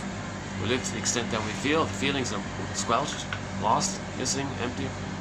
The two being like that. You see, let's enter Emily Dickinson's poem about trauma. A great hope fell. The baby had a great hope for a secure attachment style. That hope fell. Okay, enticing, rejecting. Yesterday's video, enticing, rejecting. Hope fell. Okay. You heard no noise. The wreckage was within, the trauma was within. O cunning tale that let no witness in. That means with the trauma, the person doesn't have enough of a mind to know it. So it's separate. That's why the scarecrow and the tin man in the beginning were separate. Now the two being separate like that means the person's going to feel disconnected from their embodiment. That's the cowardly lion off in another corner. And the Dorothy is kind of like the part of the psyche, or the system, or nature that's trying to line things up like that. Or be like Dorothy and recognize that you're not feeling, that you're not in your body, you're not making sense. Where's your sense of self, ontological self? Where's your embodiment? And you're not loving life. That's the Tin Man. Recognize that. First things first, fix the scarecrow. Okay, that's what we're doing here. So these 10,000 quotes are to give the scarecrow within us a brain. Remember the scarecrow looking for a brain? Okay, these 10,000 quotes are kind of like giving the scarecrow a brain. Now, if he has a brain, then you can kind of understand what's going on. Make the link of the trauma. Be aware of the trauma. Why is the Tin Man like this? Why do we feel like the Tin Man? The knowledge gives us that. Now there's grieving involved, and when you're grieving, feeling, I am this, I feel therefore I am, simultaneous, then you get back in your body, now the lion becomes like a normal lion, right? Another image for fixing the ego is the scarecrow. Is we can cross over to the children's story. We don't want, we want the straw house, we want to get it up to a brick house. Because with the straw house and the wood house, the wolf was easily able to puff it down. And you couldn't hold it. But with the brick house, you could hold the residence and the wolf went away. Because with a strong ego, you can have yourself. Yeah, that's the boy and the water buffalo, or the rider and the horse. You can have yourself. And the wolf image disappears, because that wolf image wasn't real. But with the damaged ego, you think the wolf is real. This can be seen when people have the slogan, if I'm not going to be greedy in this world, my mother's going to eat me. That's a weak ego. Okay, so just briefly about this point. Remember, the baby needs paradise to continue when he comes out. Let's say the mother is feeding properly. Okay, he's good. He's in heaven. He's in heaven. Paradise continues. He's one with the special, one powerful mother. Remember, the mother's a giant power, baby's helpless. So this grand power of the mother, a small little helpless baby, and he's special and one, chosen. Mother chose baby. Baby feels special and chosen. So he feels special, right? And the mother's just there for him. He's one with the powerful mother. Smooth, rhythmic, so he's in heaven. The paradise continues, he's in heaven. Let's say there are times when the mother misses it. How does the child cope with that? He cannot not have heaven. He's got to have heaven for 4 to 5 months. His baby's got to have paradise for 4 to 5 months. So what does the baby do in his mind if that's missing? So if there are times when the mother does it wrong, misattuned, malattuned, bottle schedule, not around, maybe not in the mood for it, or ill, or maybe he wants to use the baby for her needs, that'll do it. So now the baby is angry at the bad breast. But it's not just a bad breast anymore. If he's not getting his paradise, okay, it's very scary. But the baby can't flee. Now he's going to be angry. First is the flight, then the fight. So so for more on this point, go to the last video, TQ 2737. Go to the last video about this dialogue between the child's mind and his amygdala, or limbic system, or mammalian part of the brain. I did a little dialogue there between the two. I won't redo it here, but I recommend you go to the last video, 2737. Is that right? Yeah, 2737, for the dialogue between how the child's got to protect himself from his own amygdala. So, one strategy is, he can't know all that rage at mother not meeting his needs. Okay, enter the Disney film Inside Out. When the child's needs were met, joy and sadness, representing the feeling self. I feel the foramus got zooped away, golden ball down the well, locked in a cage. The feeling, okay, all of the feelings that come from a person, right, from their identity, that's all zooped away. What's left? Okay, the survival mentality of the amygdala, the limbic system. Okay, so mainly fear, anger, disgust. In the Disney film Inside Out. Now again, fear gets easily overwhelmed. Baby can't flee, jumps over to the anger. So, anger is not primary. It's just the survival mentality because joy and sadness got zooped away. Now, why did joy and sadness get zooped away? Okay, feelings and needs, F and M, as mentioned at the beginning, F and M. The feelings got zooped away because the needs weren't met. If the needs aren't met, the pleasant feelings are zooped away and anger's at the console. So anger is an expression of unmet needs, says Marshall Rosenberg. So Aletha Horner says, she talked about some kind of self-help scam, seminar scams or something. People would pay all this money to go to a self-help workshop or something. She said, oh yeah, just hit the pillow. Nonsense. The goal of healing is to make you conscious first. Just hitting the pillow doesn't make you conscious of anything. Why is the person angry? Well, joy and sadness got zooped away. Why? Because the need wasn't met. The need for what? The need for a secure attachment style for his emerging self.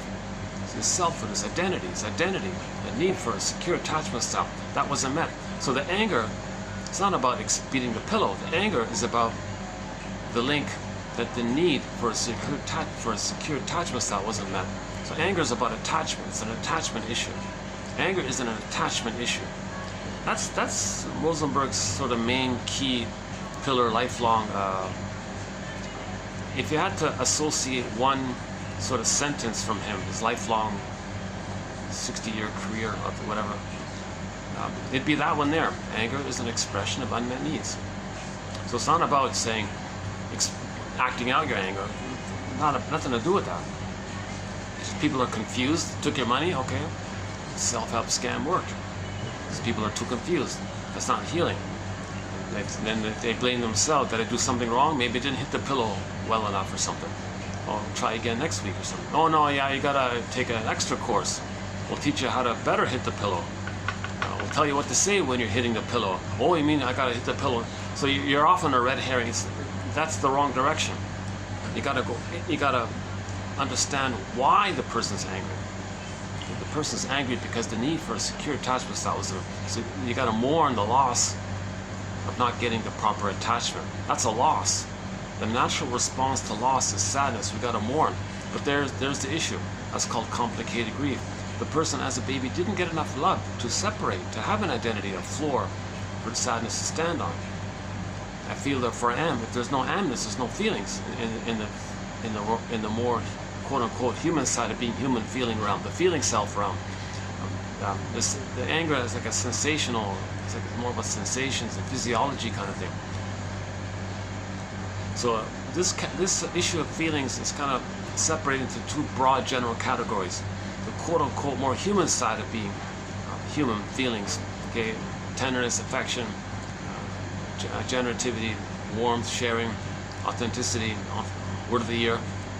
These kind of, you feel badly if you make a mistake, you want to apologize. Your partner is your soulmate, is your body mate. It's simultaneously. You can be romantic with the one you marry. You don't have to split it up, separate it.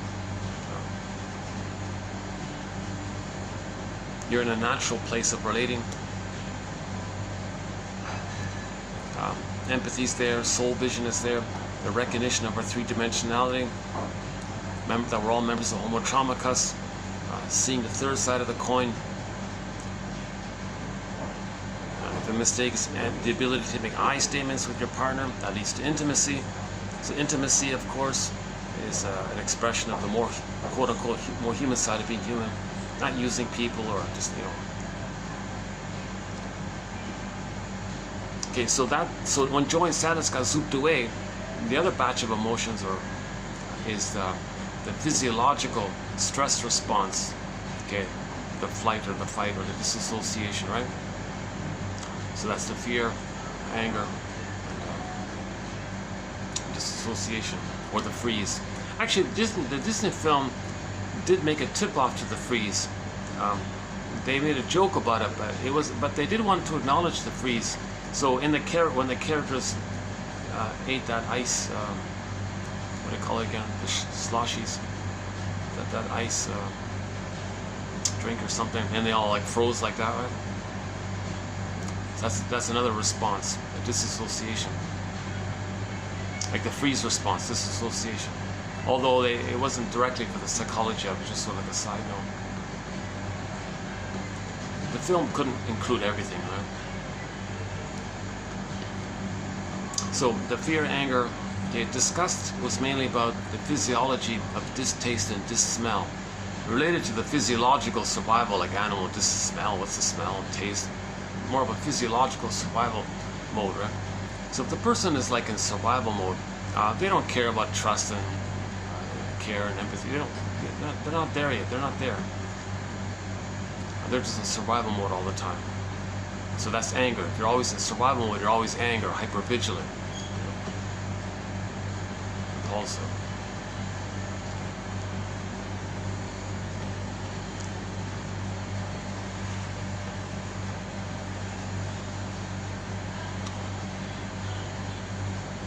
Inside Out, Disney film.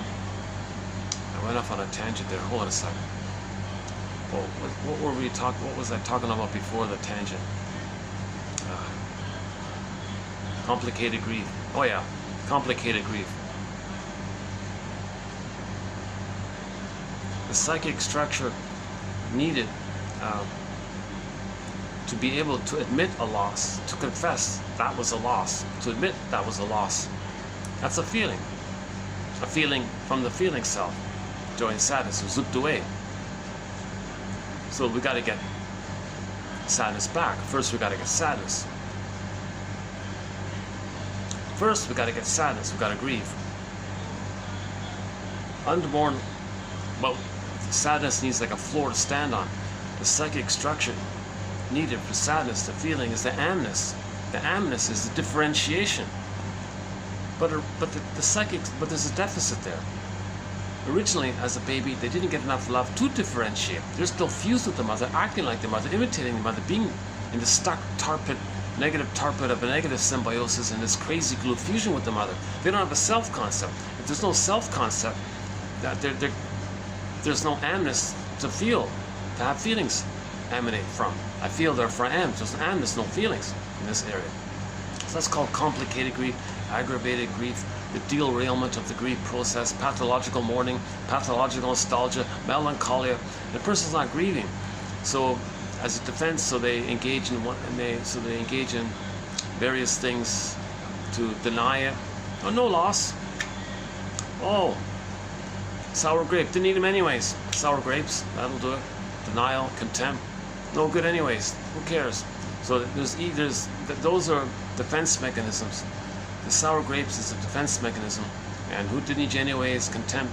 These are defense mechanisms to not feel the pain that you would feel if you were to admit a loss. It's complicated because you can't admit a loss, so you got to deny it. No, there was no loss.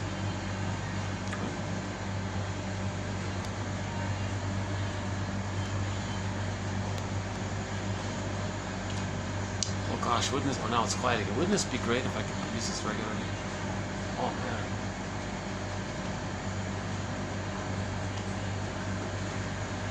See,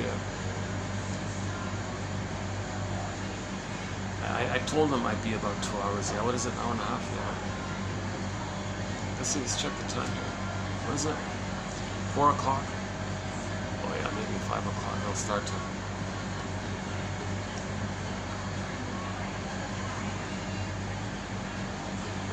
She said, oh yeah, she said the party's coming in at 6, so maybe I should eat at 5:30. Let's see.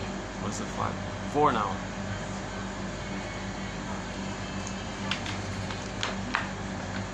Okay, let's, actually, today's quote is about complicated grief, one of our threads. Well, so yeah, one of the quotes is about complicated, our first one here is about complicated grief. So maybe we'll just jump into this one.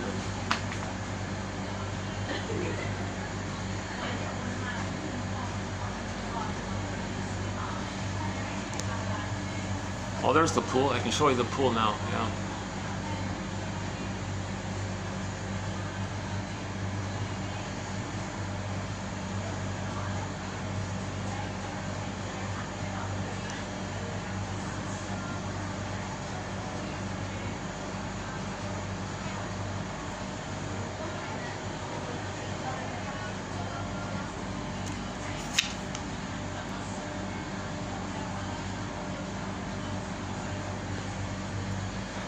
Okay, so for a continuation of where we're leaving off at this point, I'm going to refer you to the last video where we talk about transference, the repetition compulsion, the stingers, and the clinging personality, the various personality patterns that spring about according to where the trauma takes place.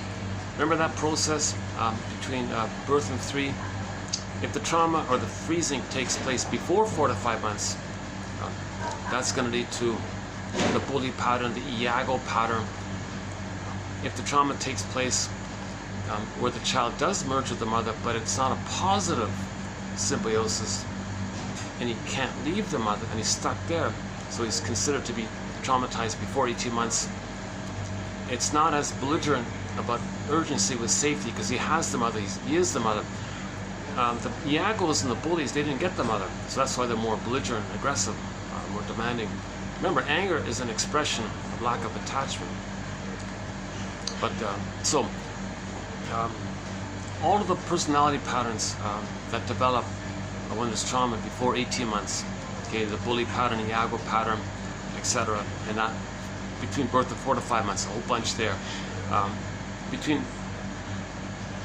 So just conceptually, just ballpark say, between 4 to 5 months and 18 months, usually it's one of the narcissistic personality patterns. Okay.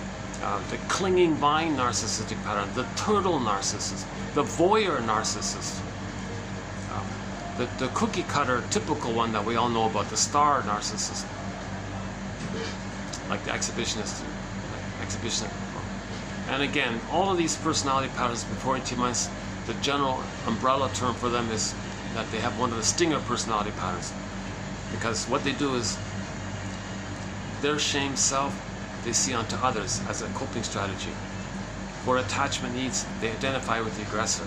So they go through life treating others the way their mother treated them, and they're stuck in this kind of loop. So we discussed this loop in the last video. So can I refer, once again, can I kindly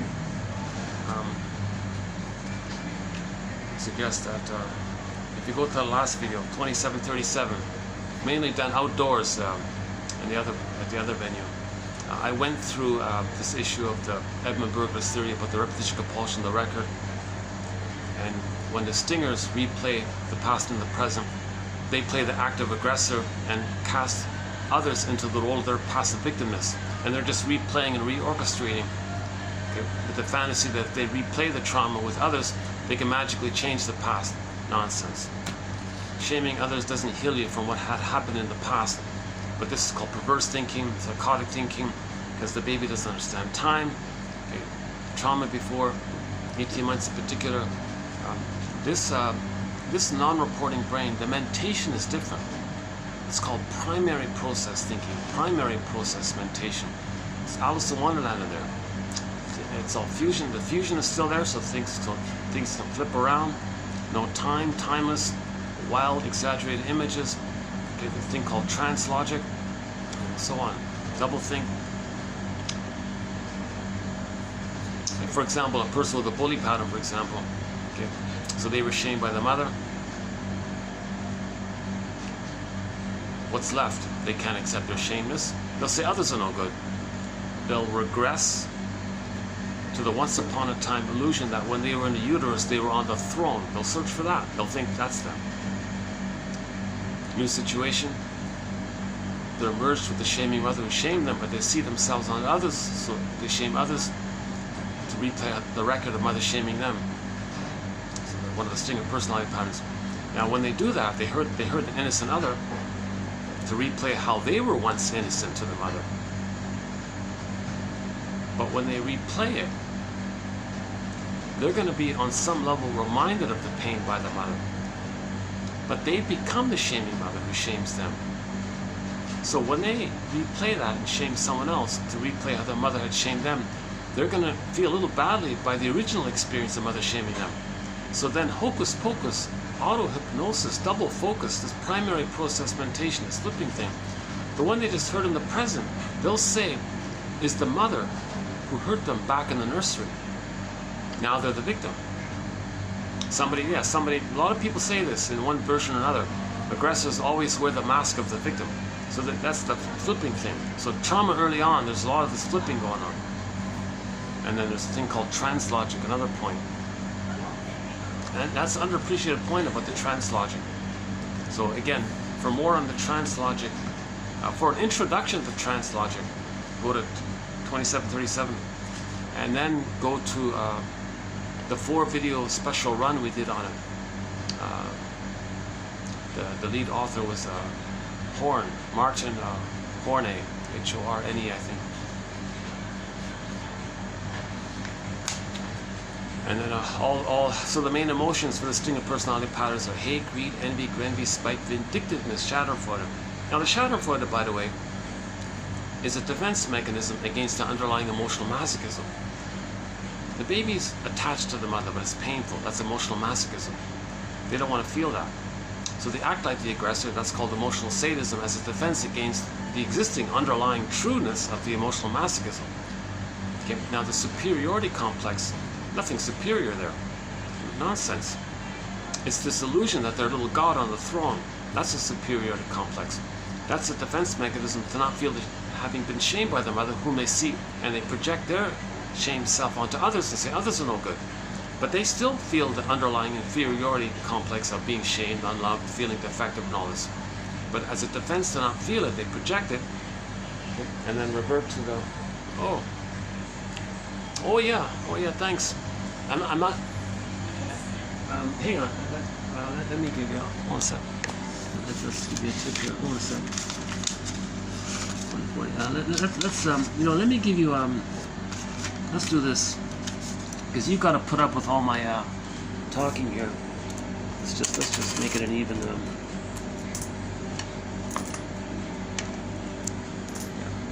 Okay, thank you. Thanks very much. We have reservation 5. Is it 5 o'clock reservation? Yeah. Okay, I'll leave then. Yeah. Sorry. Yeah, I'll leave soon. Yeah, thanks. Oh, she's kicking me out at 5. How many times now? Oh, it's 4:10. Okay, so got another half an hour here.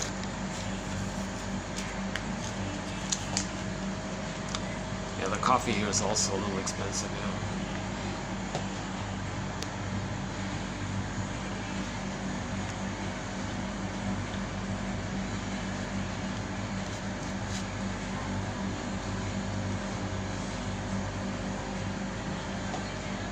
Oh, she's an honest waitress. I forgot all about that. I have to change it.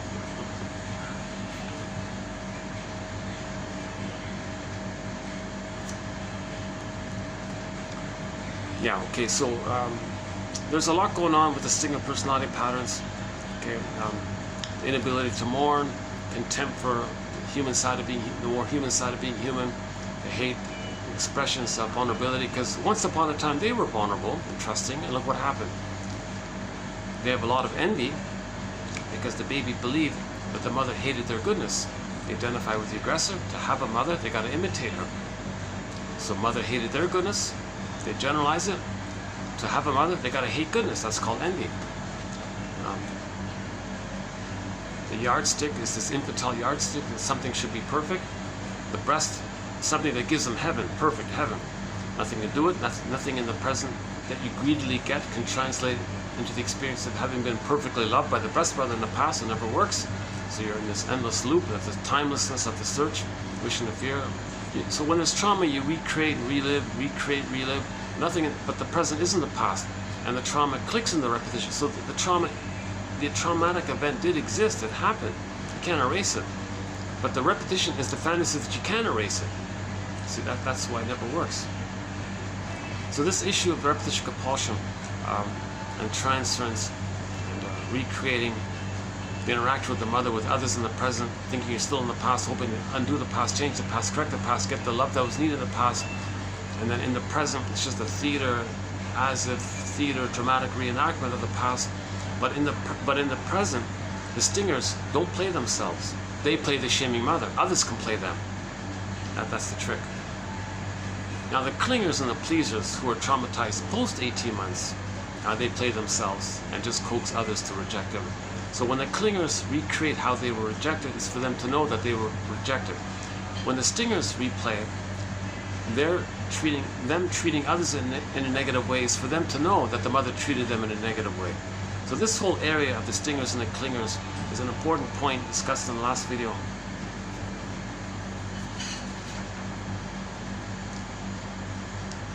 And the stingers have scapegoat hunger,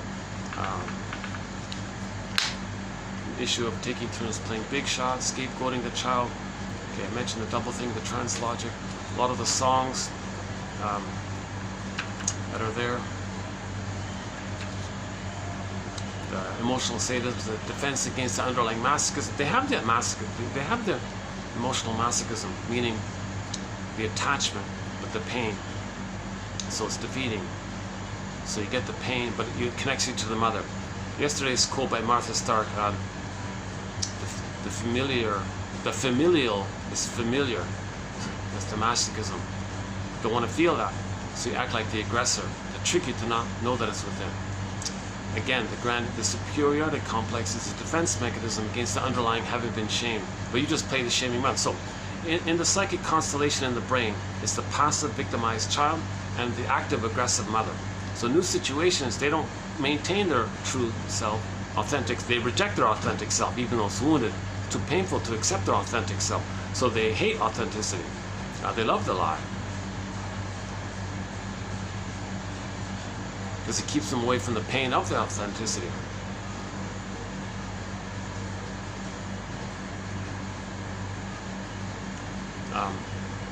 So yeah, that's Mr. Adler's famous point, that this search for the superiority complex. Okay, enter Emily Dickinson's poem, "Fame is a Fickle Thing." Okay, even the crow didn't want it. With ironic caw, flew away, but the man took it. In the Piper of Hamelin '57 film, he said, "Oh, I don't care about feelings. I don't care about grief, or I just want prestige." And he sang the song, "Give me prestige, give me prestige, give me fame." Okay, Karen Horney's version, using the Peer Gynt story, give me the glory, give me the status that I'm a little god. He still thinks he's on the throne. It's all about him. Wants to rule the world. This one of that obnoxious song once again, and contempt for the human side of being human, because the baby's original human side of being human was contempted against by the mother. So they've identified with the contempt, the one who contempts, and so on. There's a fair bit there. So let's just focus on this point about complicated grief. Now the clingers also have a problem with grieving. You see, they're sort of midway there. They can half do it, but they can't do it. They're still kind of stuck like that. But the stingers don't want to grieve at all. They have contempt for this issue of feelings, and vulnerability and trust, and making an I statement and admitting something. They can't. They reject all that. See?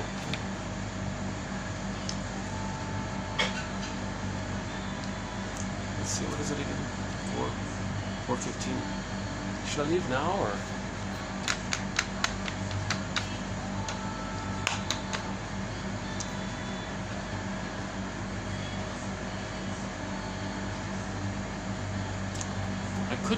Where can I continue? I could try. See, there's another place near here. Let's see. Yeah, just over there. Yeah, that one there.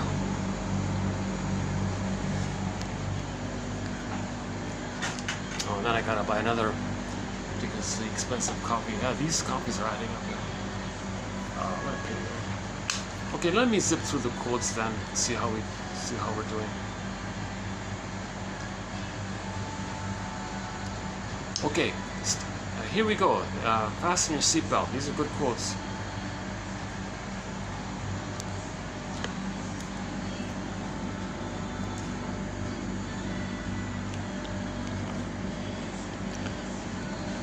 unmourned losses. Okay? There was a loss, he didn't mourn it. It's unmourned loss. The baby didn't have the presence, didn't possess the positive maternal experience. That's a huge loss. When it's a loss, you gotta mourn it. Admit that there was a loss. But the baby can't admit it. The baby can't admit it. He's gotta delude himself in a hallucination that the mother's a goddess to trick himself like that as a defense mechanism. Known as oh yeah, back to the splitting mechanism. Oh yeah, I finished. I forgot about that. Back to the nursing. When the baby's breastfeeding well, that's heaven. But when the mother's doing it wrong, the bad breast isn't just a bad breast. He projects his rage and oral greed now onto the image of the mother and converts and morphs the image of the mother as a hungry wolf or devouring monster that wants to eat him. So the witch won't eat me. And Hansel and Gretel, which wants to eat the babies. And the Boar Queen, the image is the Boar Queen. In the White Bear King Valamon story, the image is the Boar Queen, where the Boar Queen gobbles up the men and uses their bones as toothpicks for her. This is the voracious kind of greed. So the child can't know this about himself. It's too painful to admit this. So he projects his traits onto the image of the mother like this. Now he's in hell with the mother. Then he says to himself, that's not my mother. It is his mother. That's not my mother. He can't know it. He can't know that. He can't relate to a monster that wants to eat him. He can't feel that rage and his oral greed which he projected. Either way, no matter how you look at it, he can't accept this.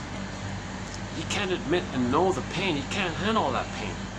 So part of the trick is project his needs and feelings onto the mother. He doesn't have needs and feelings. He freezes up. Now he's got a monster image. He can't feel safe relating to a monster. That's not his mother. So he puts his self-concept fused with the monster image, buries it, disassociates from it, puts it into a psychic bin deep down, separate, compartmentalize it. It's a trick of the mind called splitting. So then he hallucinates that he's one with the goddess. He's in a special oneness with the goddess. And he's doing this splitting mechanism of creating two mothers in effect, the goddess mother and the wicked mother. But neither is true. The mother's one human. He doesn't have that experience of one normal human mother.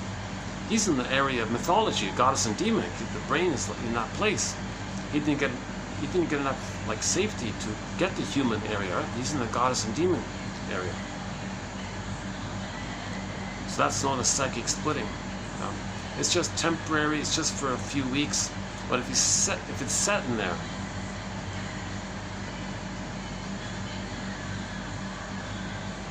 then he sees the world through that. Okay? Interpersonal leads to the intrapsychic structure, which then reveals itself, shows itself, communicates itself, makes itself known interpersonally later on with others. Okay? So the object psychoanalysis is the study of all this.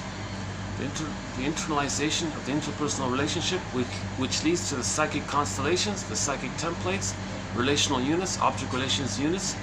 Each psychic constellation of self and other. You got the passive victim self, and you got the active, aggressive mother. And then in new situations, you play it, and you activate it and recreate it. The stingers play the aggressor and find others to play their shame self. The clingers accept their shame self and find others to be the aggressor. So that's why the clingers are more openly, visibly seen as emotional masochists. But the stingers are also emotional masochists. They just cloak it over with the emotional sadism. So the stingers' emotional sadism is just a cloak over the underlying emotional masochism.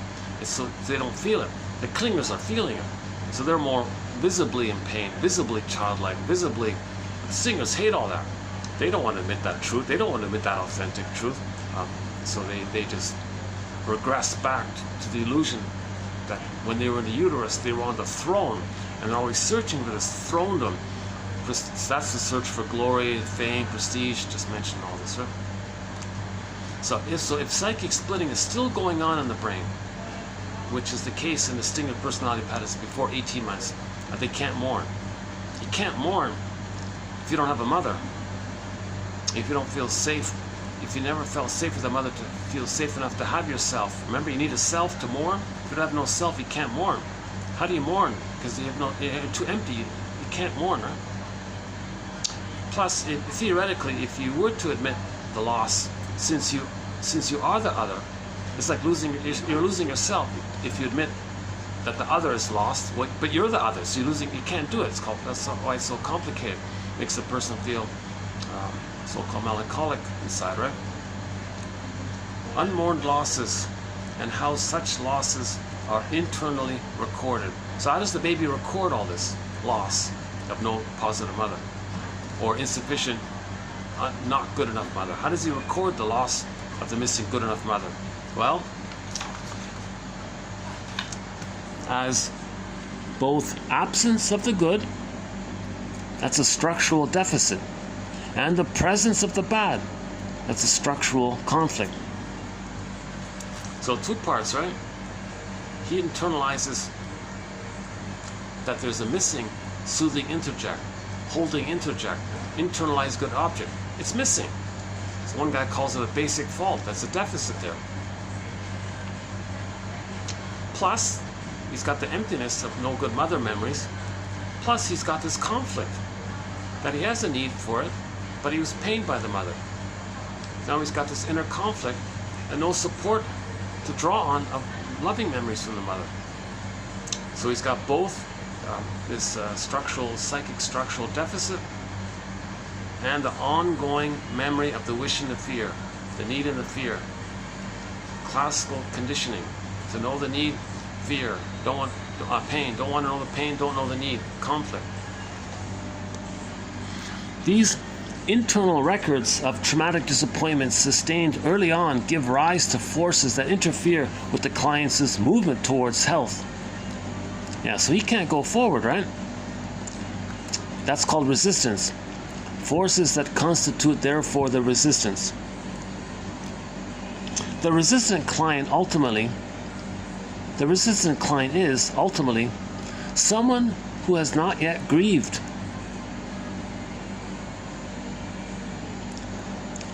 Right? So anybody who's dysfunctional, any person with the bully pattern, narcissistic pattern, even codependent, caretaking, pleaser patterns, all these personality patterns that are dysfunctional, okay, still feeling entitled to get the love that you didn't get, this relentless hope to get it, relentless entitlement in the case of the stingers, this false belief that you can't do something about your trauma. All these kind of personality patterns in that area means the person's not mourning.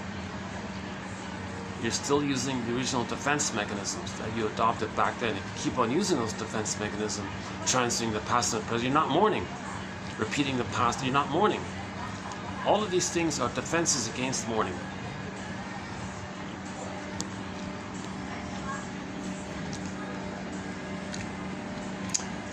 The resistant client is ultimately someone who has not yet grieved, has not yet confronted certain intolerably painful realities about his past and present objects. Instead, he protects himself from the pain of knowing the truth about his objects by clinging to misperceptions of them. Holding on to his defensive need not to know enables him not to feel his grief. To the extent that the client is defended, to that extent will he be resistant to doing the work that needs ultimately to be done, i.e., grief work that will enable him to let go of the past, let go of his relentless pursuit of infantile gratification, and let go of his compulsive repetitions. Only as the client grieves, doing now what he could not possibly do as a child, will he get better. I believe that emotional health, mental health, has to do with the capacity to experience one's objects as they are, uncontaminated by the need for them to be otherwise. A goal of therapy, therefore, is to transform the client's need for his objects to be other than who they are into the capacity to accept them as they are. That's reality, right?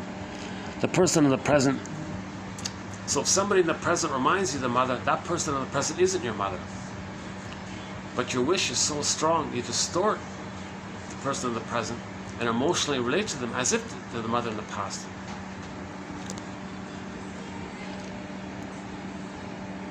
The client's need for his objects to be other than who they are fuels the transference. After all, transference has to do with misperceiving the person in the present or the therapist as both the good parent one never had, that's the illusion, and the bad parent one did have, that's the distortion. There is therefore a tension within the client between his healthy ability to experience his objects as they really are and his transferential need to experience them as they are not.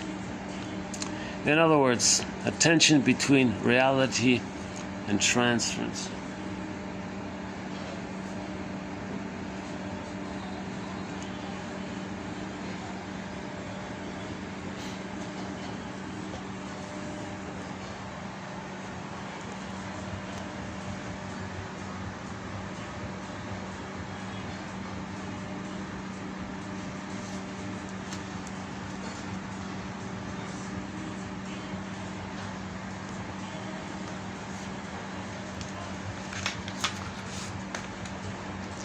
But it's hard to do, right? If a person has immense unfinished business with the mother, they're transferring. They don't care to see reality. They're just burning up with this unfinished business with the mother. They got to see somebody in the present as the mother, or see people in the present as their shamed self, so they can play the shaming mother. And they're still in this transferring of the past into the present.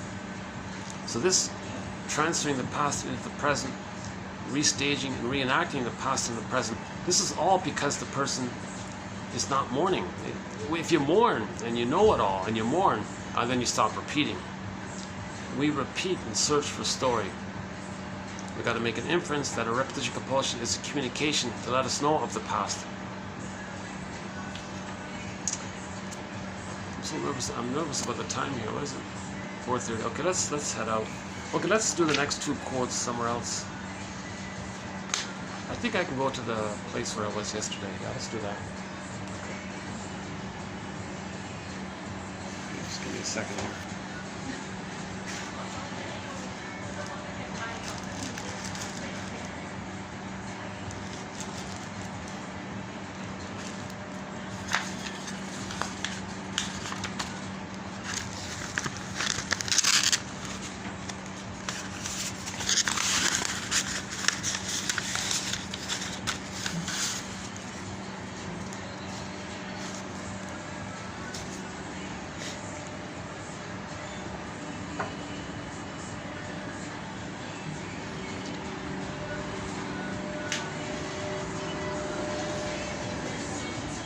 Oh, they've got guests here already. Hi. Yeah, thanks. That looks pretty good. What's that? You got a whole chicken, roast chicken, yeah? Yeah. Thank you so much. A very nice coffee. It's great. It's very good. See you. Thank you. Yeah. See you.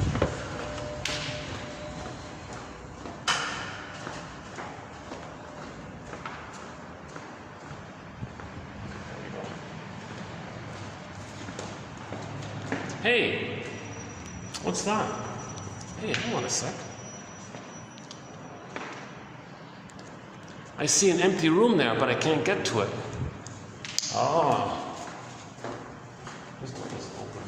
Is this open? What is this? Oh, it's locked. You need a key for that one. Look at that. There's an empty room there, but I can't get to it.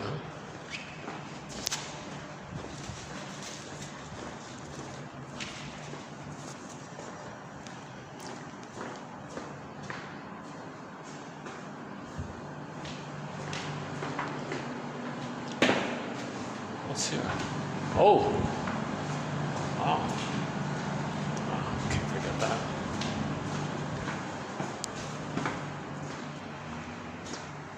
Well, that's the other. Okay. Oh, there it is. There. Oh.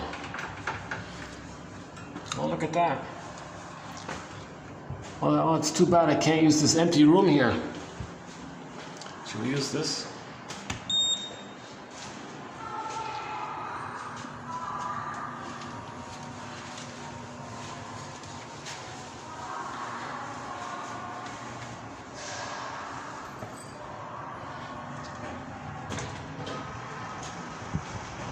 Lift กำลังลงค่ะ Going down ประตูกำลังปิดค่ะ Doors are closing Please keep clear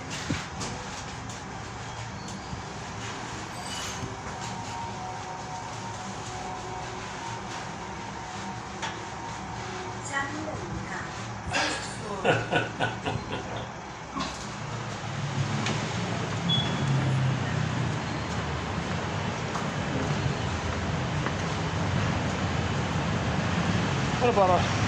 What about here? Let's see.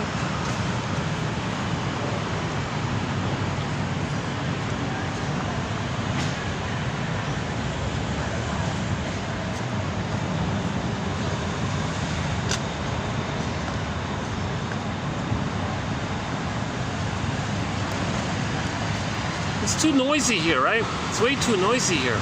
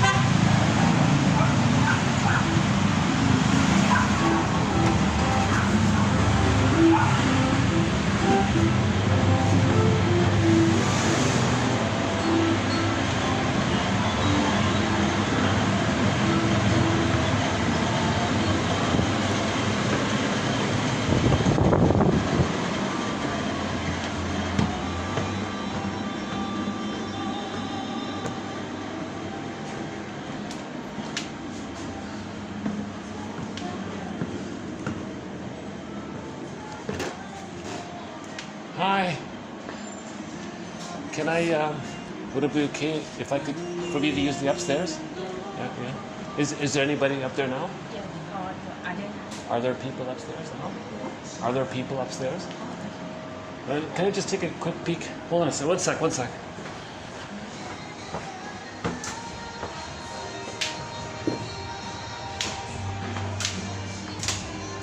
Okay, yeah, okay.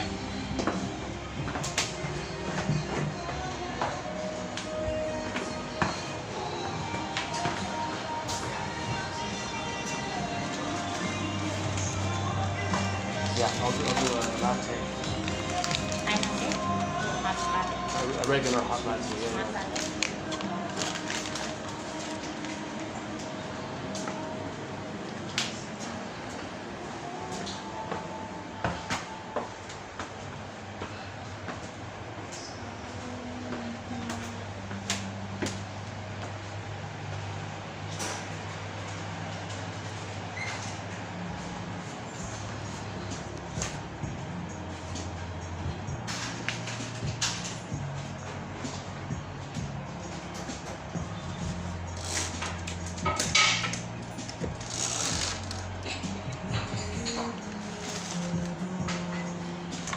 Right here.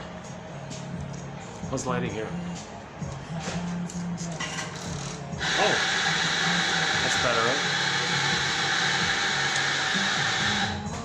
This is a newer, tiny little coffee shop above a little,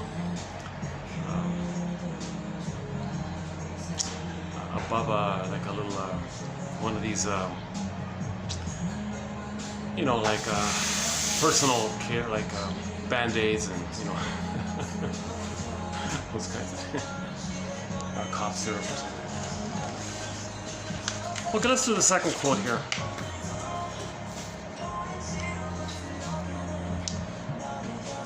clients who are caught up in compulsive and unwitting reenactments in their lives. Okay, let's compulsive, unwitting reenactment. She's talking about repetition compulsion. Repetition compulsion, the theory is when the baby's traumatized, there's no time. This took place in a part of the brain. The memory of it is when the baby's brain doesn't know time. But the trauma is in this timeless place. But the trauma clicks in. The organism's attempt, nature and organism trying to get the love that was needed. So there's a conflict here. The trauma, that's immense psychic pain, emotional pain. Emily Dickinson, there's a pain so utter, it swallows substance up. Okay, that's repression. It's too much repressed. Our emerging self, squelched, repressed. Needs don't know it. Feelings can't express it because that links you to your needs. This whole inner life that's get pressed down. That's a pain so utter. And then one goes in a swoon. That's the mercy of the endorphins, the numbing thing. So people are sleepwalking through life, going through the motions in life, like feeling that life is passing you by, feeling that they're living the unlived life, the provisional life, etc. Now, at midlife, there's a link to this. They might get Freudian slips, you might get some hunch about this, or you get PTSD, or you get physical symptoms. So that's like letting you know, as part of human adult development, it's coming to our attention because the sponge of our defense mechanisms that kept us in denial wore out, and it wears out usually in midlife. So for more on that, back to the last video as well, yeah. And so everything's love or a cry for love, right? And this cry for love is a conflict, okay? The wish and the fear of experiencing that pain they experience. Simple, basic, classical conditioning for the child to have his needs met, let alone express his feelings that they weren't met. The reference to that reminds him of the pain that he originally felt. Doesn't want to feel that pain, so don't know his needs and feelings. Okay, hold on a second.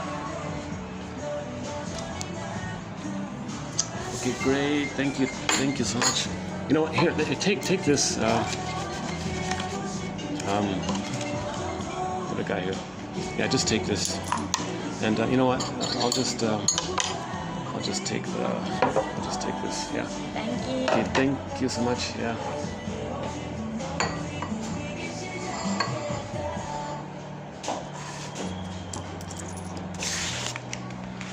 Now there it is there, huh? Another coffee, huh?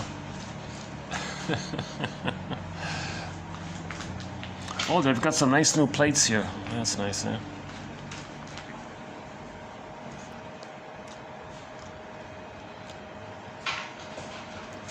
I try to compensate them for having to put up with me with it, giving them a little extra tip or something. You know, it's going to get dark here soon anyway, so what do we got here?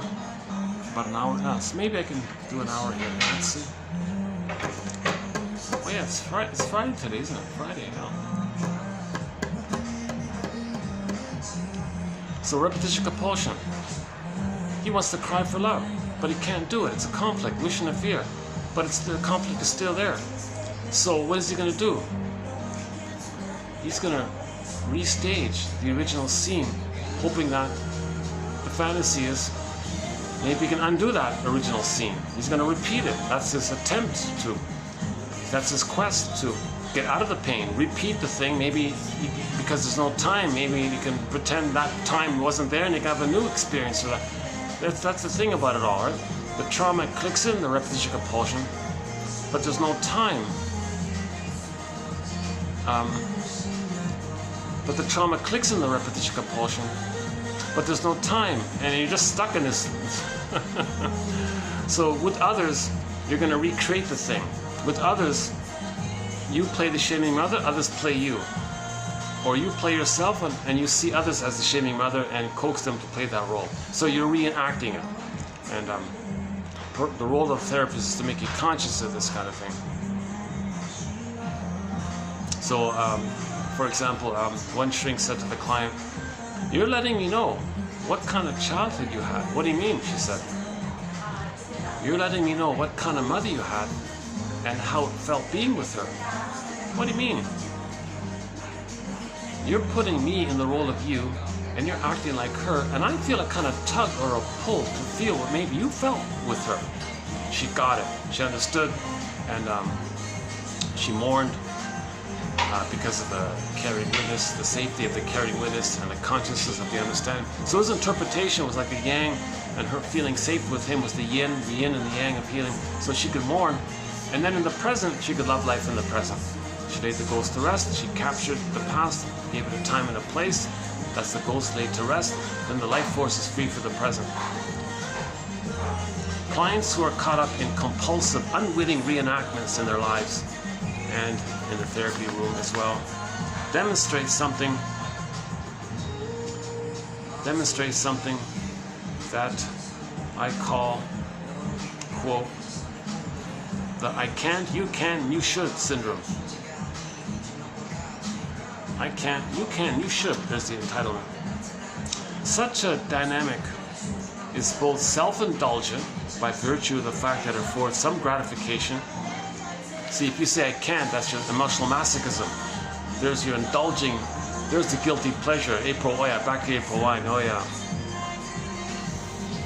Some people refer to April Wine's music as a guilty pleasure because his music is not, it's just like simple escapism, simple fantasy escapism, generally speaking, not all of it, but. So if the person says, oh, I can, I'm a victim. Well, if you say I'm a victim, I can, I'm too damaged, well, that keeps you to the mother. If it keeps you to the mother, there's the pleasure of being attached to the mother. So you accept the pain with the mother, but that keeps you attached to the mother. So there's the I can't. So the secondary gain of the I can't is the pleasure of the familiar, painful connection to the mother. That's emotional masochism.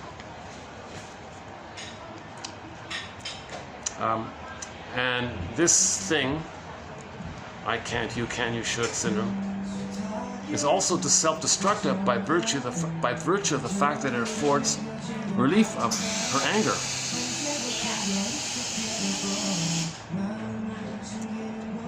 So your anger at the mother is also an attachment to the mother. Now remember yesterday's video about Fairbairn splitting. The bad mother in the unconscious is sub-split into the alluring, enticing, seductress mother and the rejecting one. But they both link you to the bad mother. Now you're bonded to the bad mother, but the bad mother has the feature of being both alluring, and there's your desire and your relentless hope and your relentless wish and all, but she was also rejecting, and there's your relentless hate and your relentless anger. So the anger to the mother and the desire for the mother they both tie to the mother. So in other words, your desire for the love and your hate at the mother both are the infantile bond, traumatic bond to the mother. So that's for more on that, go to yesterday's video. Oh my God, I think we covered some good ground. Now that I think about it, yeah, I keep referring to it. I keep referring to it in this video. I believe that this three-pronged dynamic is responsible for much of the stuckness and paralysis that characterize a client's stance. Yeah, so living with this attitude, I'm defective, I can't, I'm too wounded, I'm too damaged, I can't. Oh, well, you get a pleasure by that. You get a sickly, icky pleasure of being familiar with the mother who hurt you when you say I can't. So when you say I can, your victimhood and all this, well, that keeps you, that's the emotional masochism. Remember, masochism, you get pleasure from the pain. Well, the pleasure is the attachment to the mother, but it's pain like this. So it's the icky feeling. Huh? Now, even though it may be masked over, that emotional masochism can be masked over by shaming others. See, I'm not a victim, I'm the aggressor. I'm not the passive victim, I'm the aggressor. Being the aggressor is the defense mechanism to not feel the underlying victimness. The person is still the underlying victim. So those of the bully pattern are still the underlying victim. They just don't want to admit it. So they mask it over by doing this pseudo-aggressive thing by acting like the aggressor to deny and distract themselves to not feel the underlying emotional masochism, that the shame self, the inferiority self, etc.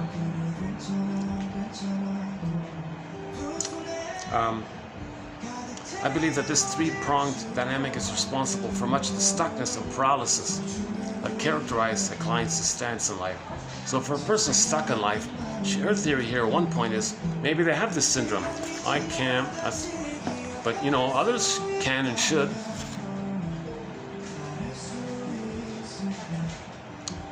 Okay, such clients often have an underlying conviction. Okay, number one, that they are so damaged from way back that they truly cannot be held accountable now. So that's the I can't, right? I'm too damaged. I can't fix myself. I can't be happy. I'm so too damaged. Number two, that's a distortion. That's yes. You admit the truth of the greatest hurt of all, but you're not totally devastated. You can do something. You can do something about self-reparenting and facing the truth. That's called the second journey of midlife. Number two, that they will only get better by way of some kind of input from the outside. That's the you can thing.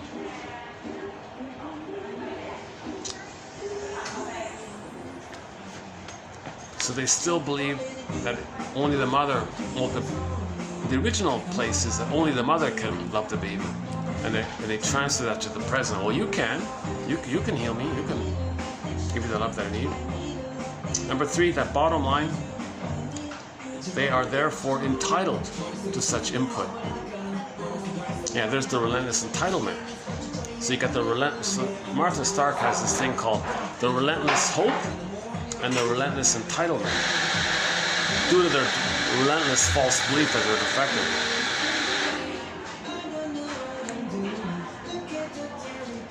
Okay, the client will be able to get better. The client will be able to get on with her life or his life only after he or she has relinquished one, her distorted sense of herself as unable. That's the I can't one. Her illusionary sense of her objects as able. That's the you can one. And three, her entitled sense that this is her due, the you should one. So you got distortion, I can't. Illusion, you can, and entitlement, you should. So that's her I can't, you can, you should syndrome. It's not bad. Yeah, it's not bad. And she updates it with relentless hope and relentless entitlement. That means you're so stuck with that trauma.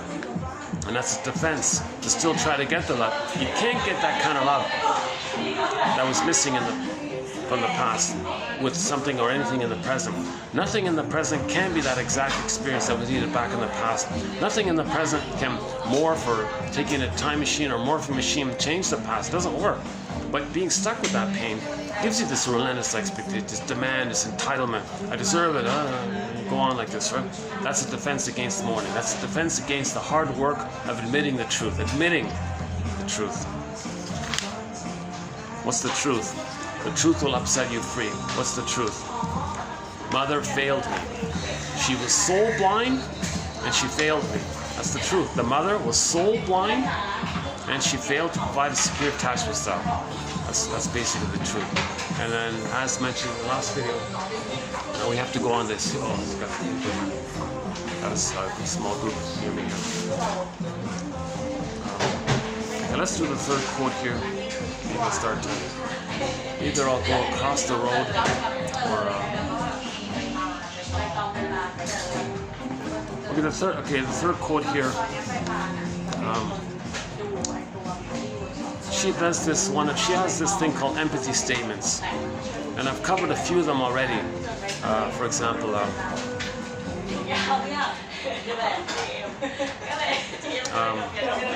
oh yeah, they're a little loud, aren't they? Yeah, it's gonna be distracting. I didn't even start in on the coffee. Huh? Okay, hold on a second. Oh, is this music copyrighted? Oh no.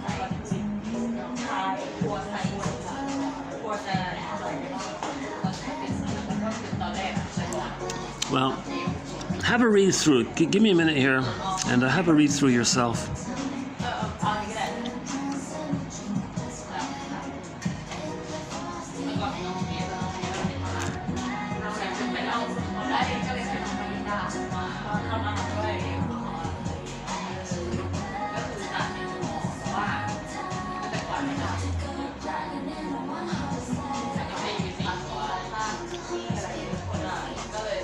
You might not even be hearing me. Can you believe it? Jesus. I can't tell which music's copyrighted or not.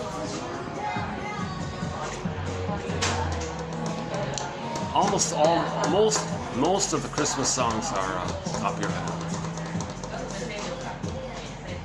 The last one I noticed was Bing Crosby. What is it? One of his ones.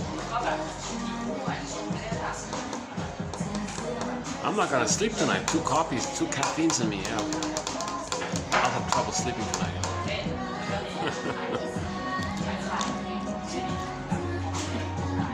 Yeah, one of them was. A little distracting. One of them was. One of her empathy statements was. You just acknowledge their use of the defense. So you're not shaming them for it. You just identify a name that they're using the defense. So for example, somebody's talking and they don't want to feel the sadness. So you as your friend, you say you're determined not to feel the sadness. And that act alone might actually bring it up, right? Because they're so used to people saying they're there now. You're determined not to feel the sadness. Somebody's eating too many cookies. You're determined not to really admit how lonely you feel. So you just name the defense they're using. It's kind of like just validating the defense. That's one of them. Another one was the no wonder one.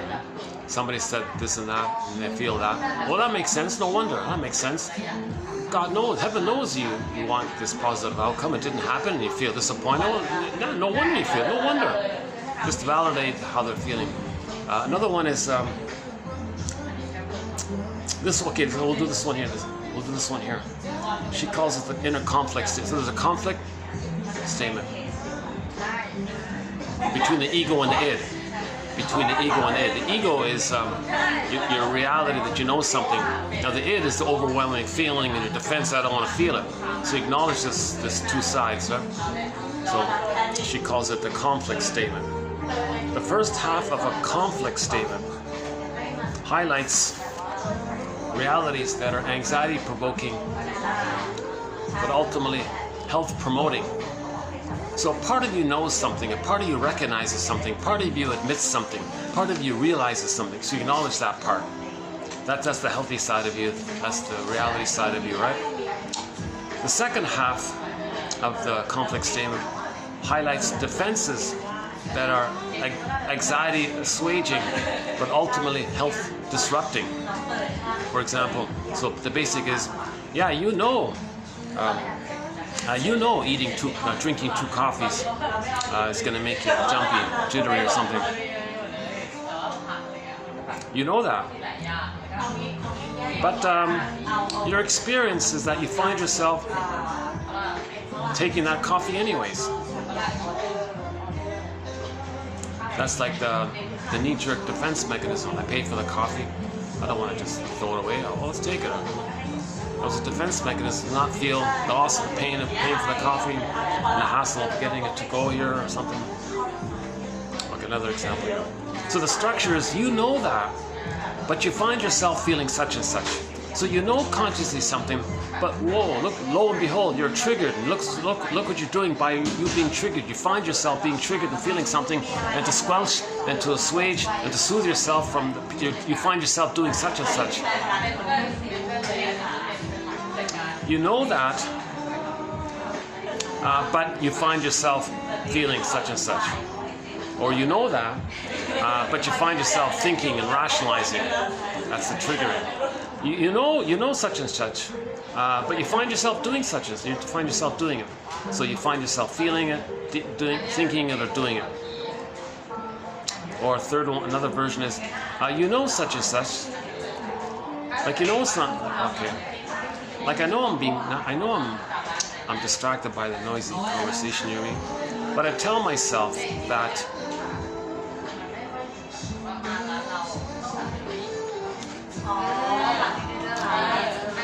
I shouldn't be influenced by it. I can be strong enough to keep going and do my video here. I feel entitled. I just came here. I just sat down here. I just paid for the expensive coffee. So I know that I'm annoyed by the conversation. But I tell myself, no, come on. Hang on a sec. A conflict statement first addresses the client's or the person's knowledge of reality, informed by their inner voice of reality. So what you're aware of, and then addresses your experience. What's really what you're feeling.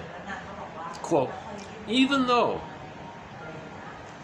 or although, even though, or although you know that such and such, nevertheless, nonetheless, nevertheless, your experience is such and such. Or you find yourself feeling such and such. Or you find yourself doing such and such. Or you find yourself thinking such and such. Or you find yourself telling yourself such and such. So even though you know such and such, like even though I know it'd be better for me to move and go to another place and not worry about copyrighted music and a loud conversation, even though I'm aware that'd be the practical thing to do, nevertheless, I find myself being stubborn and staying here and telling myself, no, come on, I have a right to...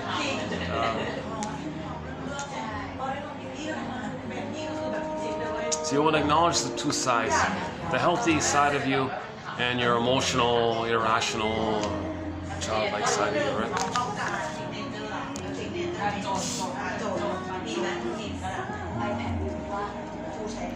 Okay, so for example, quote, so here's an example. Although you know that eventually you will need to confront and grieve the reality that your mother was never really there for you, and that you won't get better until you let go of your hope that eventually you'll be able to make her change, you're not quite ready to deal with all that because you're afraid you might not survive the heartbreak and the despair you would feel were you to have to face that devastatingly painful truth. So you know you gotta confront the mother. You know you gotta admit the truth about the mother. You know that if you're gonna heal, you gotta admit that she failed you, that she was soul blind, that she used you, that she exploited her power, that she didn't have it to give, and all this. You know that if you want to heal, you gotta face this issue. You gotta do this. You know that. But you find yourself, nevertheless, thinking and feeling that it'd be too painful to do so. Another example. Quote, you know that because of the way your father mismanaged his finances, your family was left with feelings of insecurity and a sense of doom, and that you probably won't be able to feel in charge of your own life and finances until you have worked through more of your feelings about how traumatizing it was for you to grow up in that household. So maybe the father was a spendthrift, let's say. He was reckless with his money or gambled his money away or something. Maybe did some kind of mismanagement. And you were a child growing up with that. And you're affected by it. And now you're thinking to yourself, well, I know that because my father was irresponsible and all this, and that if I want to get better, I got to face some of this. Nevertheless, I find myself experiencing the pain of how traumatizing it was to grow up in such a dysfunctional household. So similar to the first one, right? The one before. So the mother was painful and you're affected by it. So you know if you want to get better, you got to face this. Nevertheless, you find yourself afraid to do so. Similar with the father. Okay, third one here. This is for abusive mothers. This is the one here. You know that your need for your children to understand your perspective might be a bit unrealistic, but you tell yourself that you have a right to their respect and their forgiveness. Yeah, that's a good one. I think that's a good one. I think that's the best one here. Some mothers, no, most or all mothers, at some level know that it's not right to parentify their children. Don't make some excuse. Well, I got to teach them early. Make an excuse. So most mothers will know it's not realistic to expect your 4-year-old child to be your mother. But what do? They tell themselves, I have a right to be respected and to be seen and to be validated and to have someone understand me and respond to me and take care of me. I have a mother's rights. Back to Mrs. Vale in the film Now Voyager. So she was doing this. So Dr. Jackwith maybe could say this. Mrs. Vale, you know that your need for Charlotte to understand you and take care of you is not realistic. But what you do is you find yourself telling yourself that you have a right. You call it mother's rights. And I'm here to tell you that's nonsense. Your daughter has rights. You don't have the right to abuse your daughter and take care of you. You don't have the right to parentify your child to take care of you as if she's your mother and you're the helpless child and you think you're entitled to this kind of thing. Sober reality.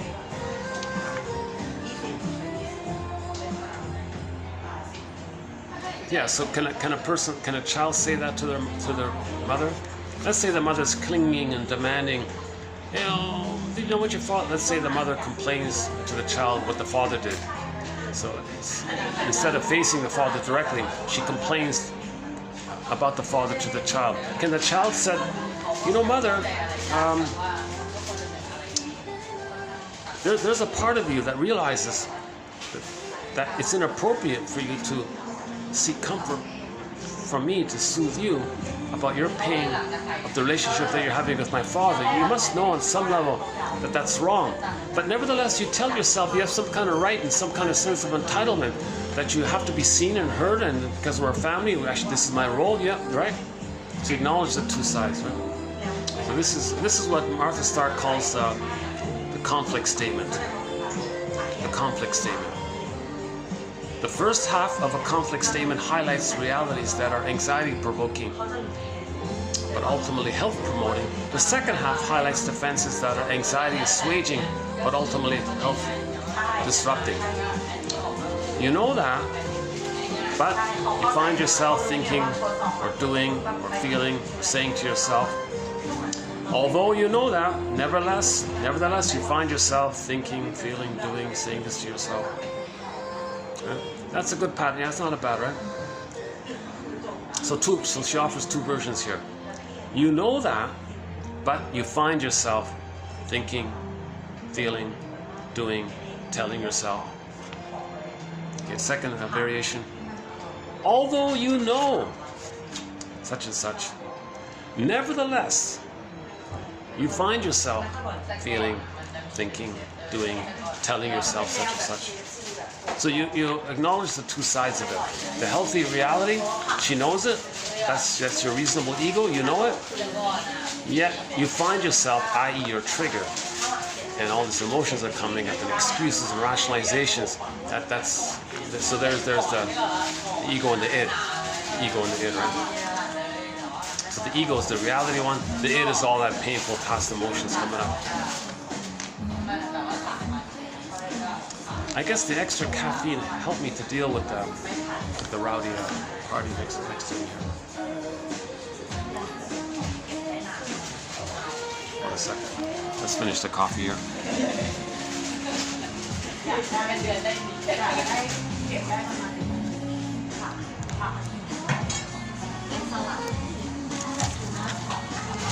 You see here?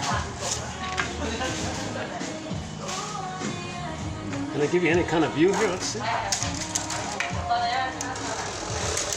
Oh, hang on.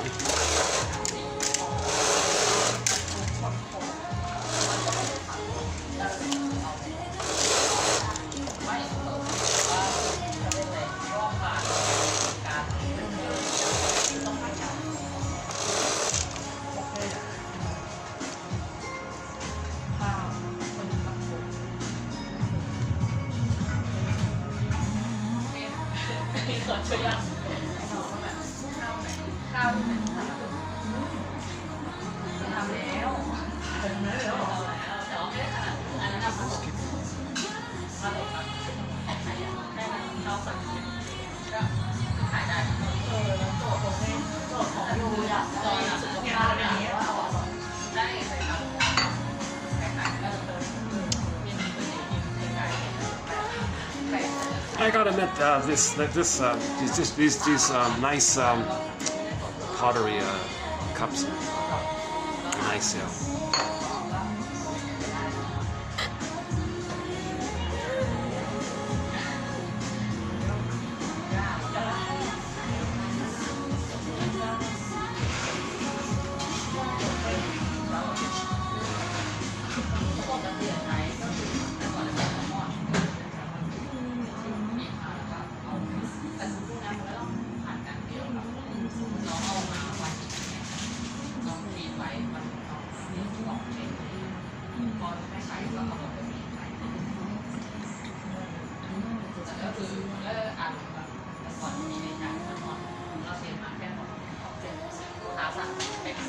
And yesterday, yeah, I mentioned Martha Stark talking about the Warren Zevon song.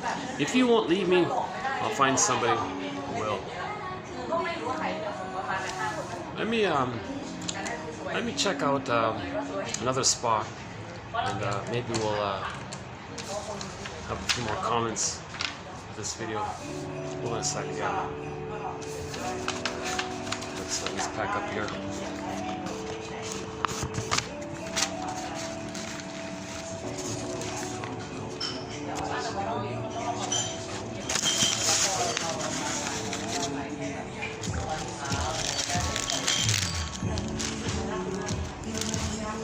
Oh, this music's probably copy. You're not even hearing me, right?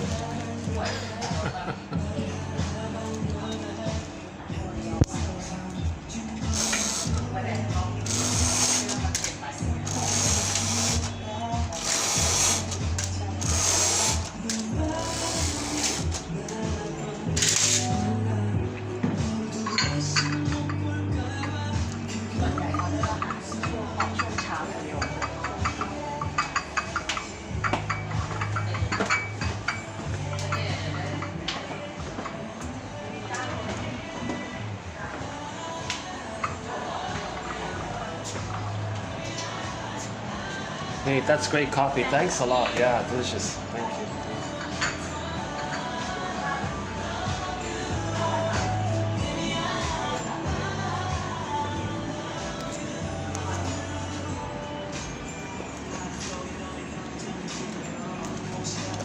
Unless I just sit here for a bit. Okay, let's go.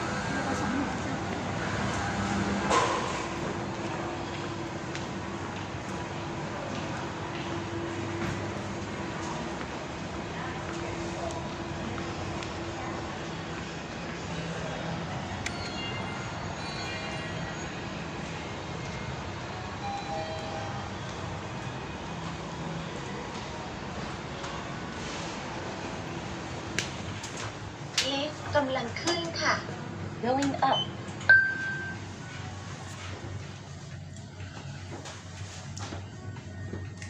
So we're posting this in the year 2023.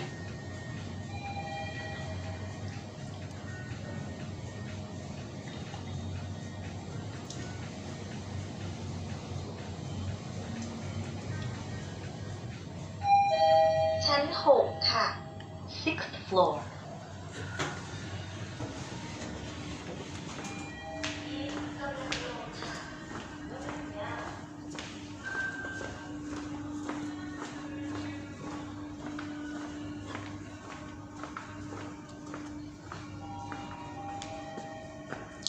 Oh, hang on. Maybe.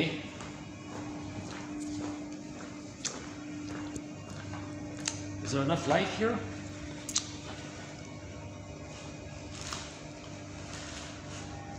How's the lighting here?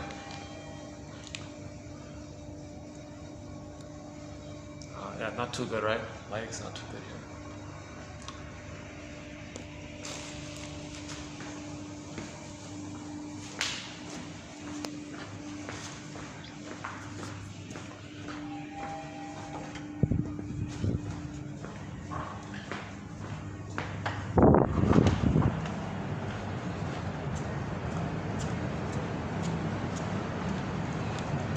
Oh, here's a rare moment. Let's see, nobody's here, really?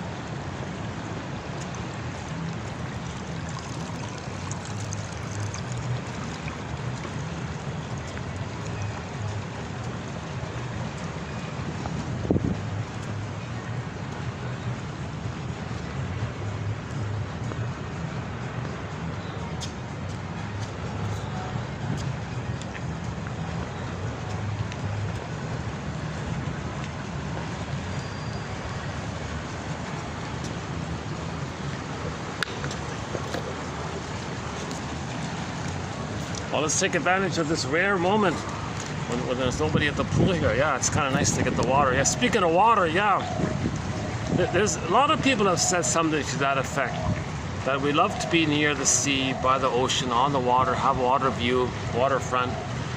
There seems to be some kind of triggering in the brain of the time when we were in paradise. So we get the triggering. But that's a bit regressive in a sense. It is soothing. It's tempting and all this. And maybe at midlife, you know, a lot of people at midlife maybe need a bit of a regression in the service of the ego. But you're not meant to live in there. Like, you're not meant to live in a regressed kind of place like this. But I noticed that myself when I started the midlife phase. I wasn't thinking about ocean view, but I wanted to find, like, in the woods. I wanted like a cabin in the woods kind of thing. I wanted that kind of like regression in a different form, right? And then yeah, at one point I did have this constant. I noticed this constant desire. Where's the water? I want to get to the shoreline. Like, why was I always? Well, because there were no parks around, right? That's what we did it. Yeah, there were no parks around. Yeah. I'm fine with parks. I'm just as happy with a nice park, with a nice meadow or something.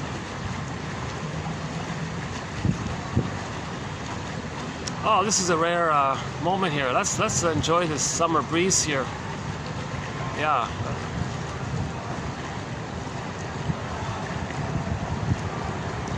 Let's do a zip through. Let's do a zip through here. Hold on a sec.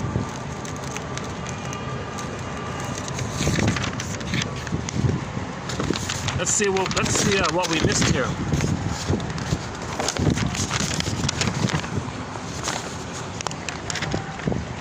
Okay, unmourned losses. Jesus Christ. Robert Bly, you know, he was saying to an audience, "Dear men, repeat after me."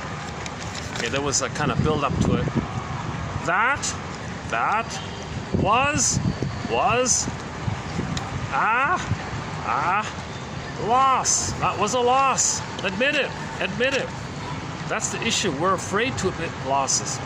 Sometimes people get divorced. 20 years into the marriage, they're divorced. They act like nothing happened. they do a rebound thing, or that's acting like nothing happened. Oh, the rebound thing, that's a defense against mourning. It distracts you, pretend like nothing happened or something. Just keep on going.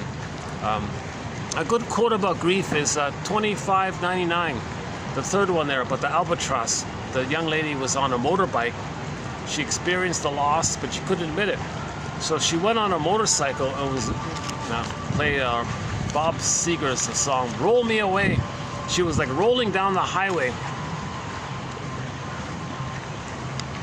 as fast as she can go, because she felt in her fantasy that behind her there was another motorbike chasing her, and on that bike was grief, her grief.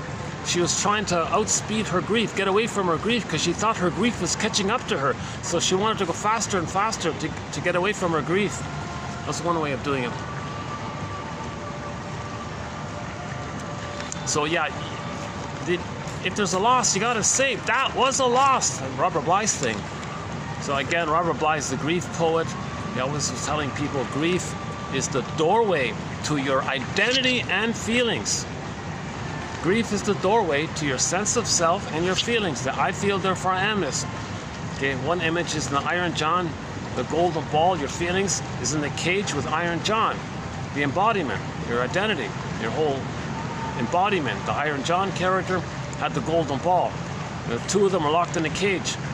Okay, and for the ladies, it was the White Bear King Valamont story. In the distance was the polar bear playing with the golden reef.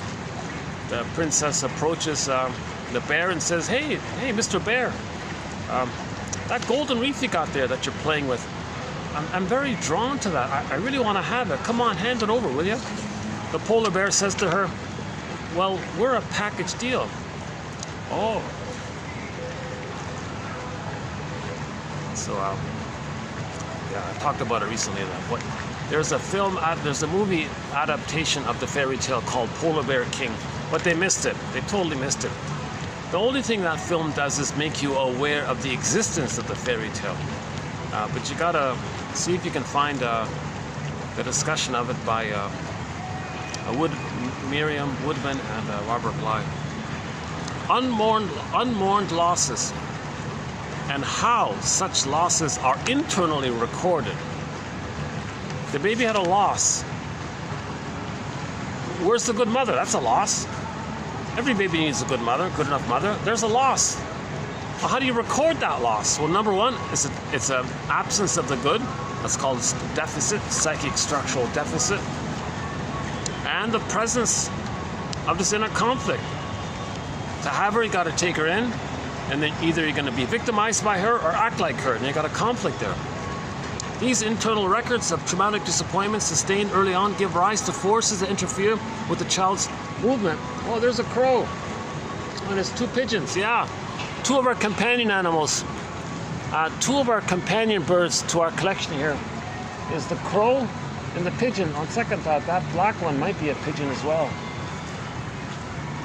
And they seem to like the pool water for some reason. Maybe there's something in the water.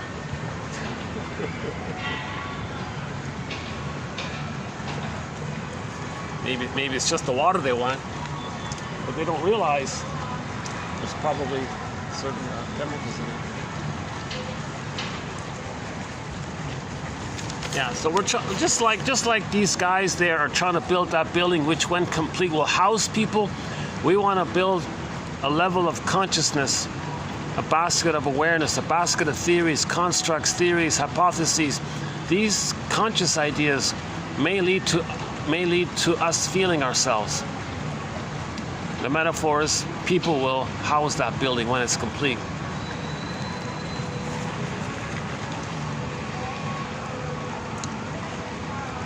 So yeah, these internal records, okay, not enough mother's love, not enough memories of mother's love, and the conflict that you got to be bonded to the abusive mother and act like her, imitate her, and then you're loyal to it, waiting for it to change, feeling entitled it should change, feeling that you can't change yourself until someone else plays the good. Oh, hold on, okay, let's move here. Hold on a second.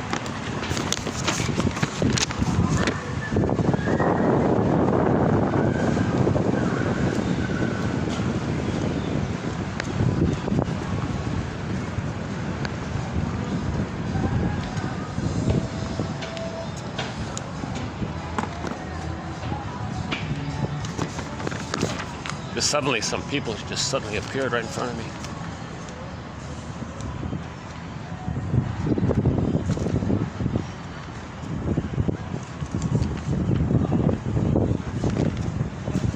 Yeah, we were here yesterday night. Nice spot. Love this spot, yeah. Oh yeah, and I remember I was trying to find the sunset, eh? Where is it again? It's reflecting off that one.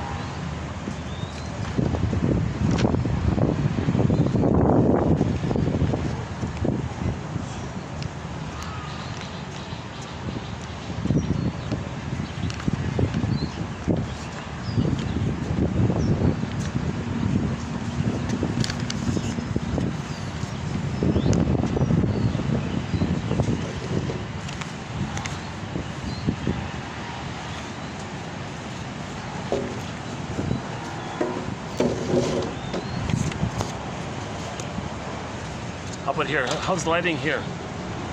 Is it okay here? Yeah, okay, good.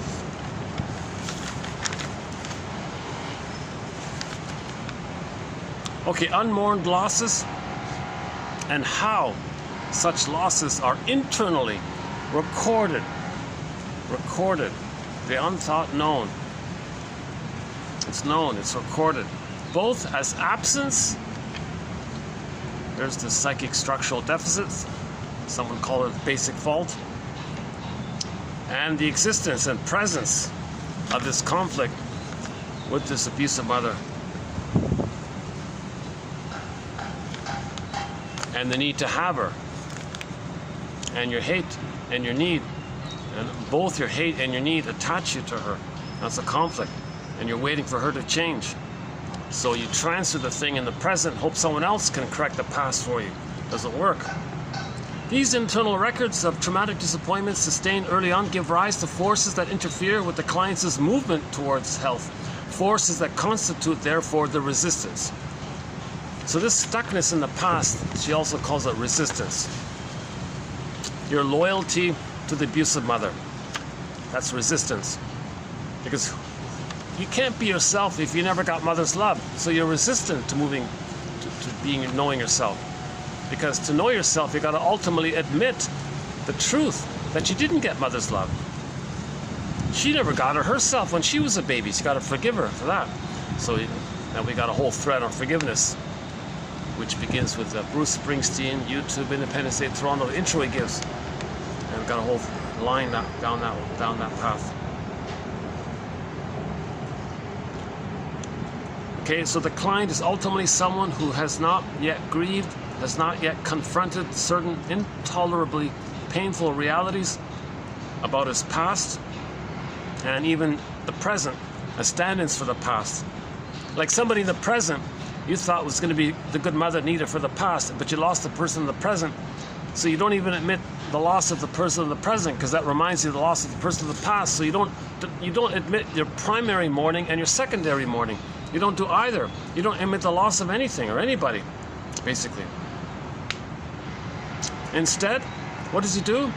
He protects himself from the pain of knowing the truth by clinging to false beliefs or misperceptions, holding on to his defensive need not to know, holding on to his defensive need not to know enables him not to feel his grief.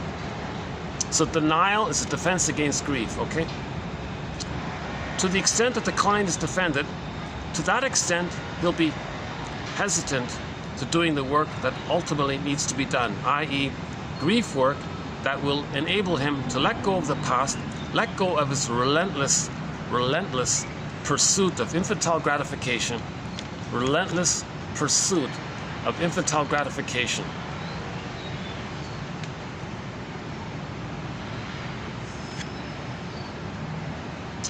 And let go of his compulsive repetitions related to that reflects it.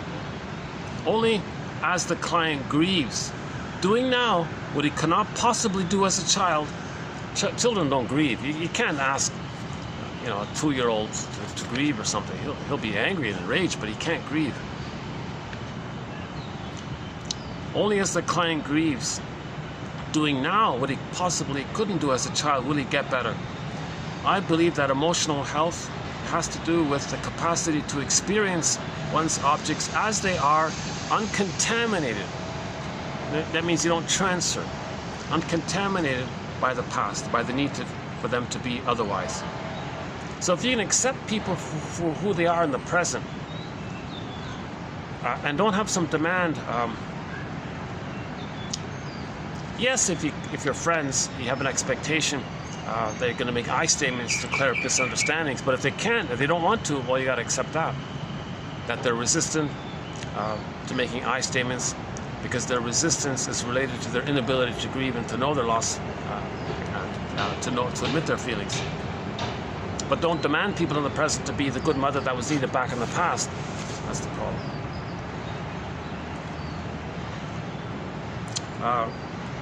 Uncontaminated by the need for them to be otherwise. A goal of treatment, therefore, is to transform the client's need for his objects to be other than who they are into a capacity to accept them as they are. So a member of Homo Traumacus. Everybody is a member of Homo Traumacus. We're all from this Earth family, Earth community, Earth family. We all came from Africa. We're all Africans. We're all cousins from that massive family that developed back then, 100,000 years ago. Some lost a tan, trivial biological variations. Oops, something fell on me here.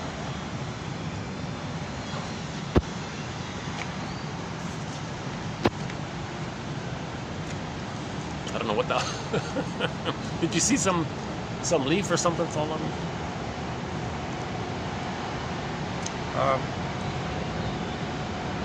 The client's need for his objects to be other than who they are fuels the transference. So your need to see somebody not as they are, but as who you need them to be, that's the transference of the unfinished problem business in the past to the present. That's the problem. That's called transference. Transference means you're still living in the past, lingering in the past, dwelling in the past, having trouble living in the present. So you're lingering in the past. Transference has to do with misperceiving the therapist as both the good parent, that's called a positive trans, so-called positive trans. Oh, you're the good parent, but that's an illusion. And you exaggeratedly think they're so terrible. That's a distortion. They're not that bad. Disappointing, but they're not. The therapist isn't the abusive mother in the nursery. There is therefore a tension within the client between his healthy ability to experience his objects as they really are and his transferential need to experience them as they are not. In other words, a tension between reality and transference. Think about this puppy love stuff, this infatuation, love at first sight, falling in love, spellbound, can't live with you, can't live without you, you're the one, you're my first, you're my last, you're my everything, you're the one. Think about this magical, intense, blissful, excited, falling in love thing. Huh?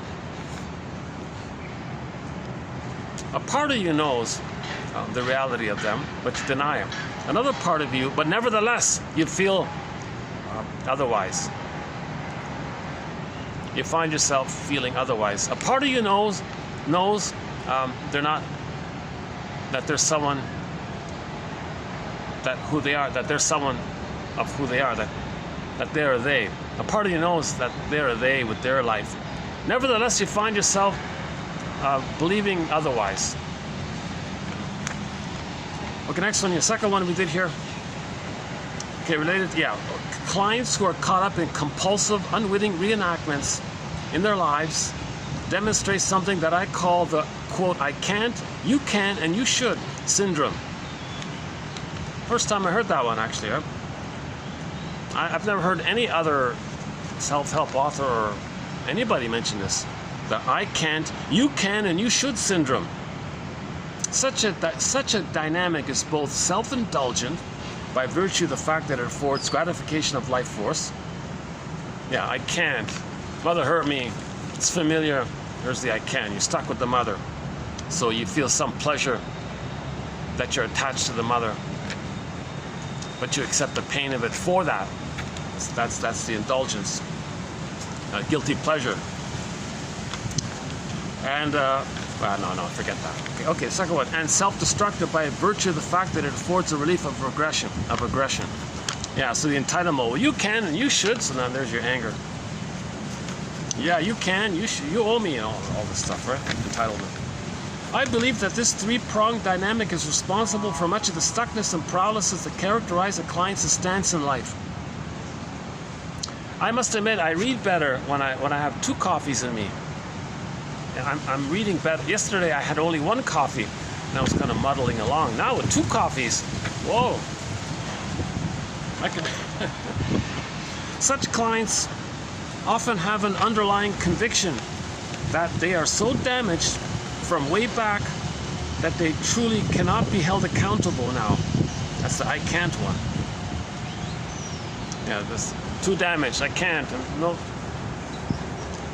Number 2, that they will only get better with the rescue fantasy. Someone else is going to save them. That's the you can, and bottom line, you're entitled to it. You should. You can and you should. There's your anger and your entitlement. The client will be able to get on with their life only once they have relinquished their distorted sense of themselves as unable. So self-compassion, self-empathy. No, it wasn't your job to save the mother. No, it wasn't your job to heal the mother, correct the mother, cure the mother, make her be a loving mother. No, it wasn't your job. No, you're not guilty for failing to save the mother. No, you're not guilty for using defense mechanisms to deal with the pain with the mother. You know, you didn't do anything wrong. No, you're not defective. No, mother being misattuned and you then think you're bad because of that. Because, I mean, what else does the child conclude? He's supposed to have paradise. Mother's not there. Is he defective? Is something wrong with him? Did the mother reject him because he's no good? False belief. No, you're not defective. These are false beliefs you got to face and confront. Number 2, their illusionary sense of their objects as able. Yeah, so the person in the present, you really have the illusion that they're going to be the perfect good mother that you needed back in the nursery. So that's that song, that's that obnoxious song, Turn to Stone. I'm not a fan of the band or anything. Yeah, they have a couple good songs from that. Out of the Blue album, right? A couple of songs on there, right? Wild West Hero, was it Wild West Hero? Wild West. Yeah, so the first song, I remember the first song on the first album, on the 2 albums. It was the 2 albums, right? On the first disc, first song I remember was Turn to Stone. So let's do that one there for a minute. That song kind of highlights the issue. It is this one here. So let's imagine the song is about the following. I'm twisting it a bit here and I'll correct it at the end. Let's imagine the song says, "Hey, dear girlfriend, you remind me of my mother in the past. Because you remind me of her, I get all the excited feelings that I originally had with my mother. Now, when I was one with the mother, I was in a blissful union. I was very excited, but she hurt me and it was painful, and I turned to stone because of her.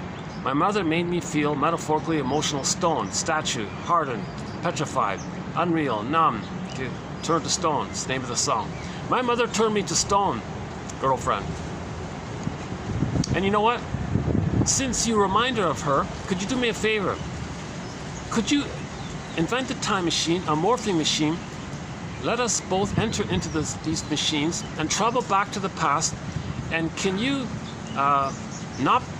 fill in and change my experience? Could you be the positive mother and relate to me positively? I'll be back to the baby again in your arms. And can you do it right? Can you have soul vision for me, see me, soothe me, provide the positive maternal experience, and so that I can have a proper wiring so I can feel real and alive inside? Can you do all these things for me? She says, of course. I'm sorry, I can't. That's impossible. Oh, really?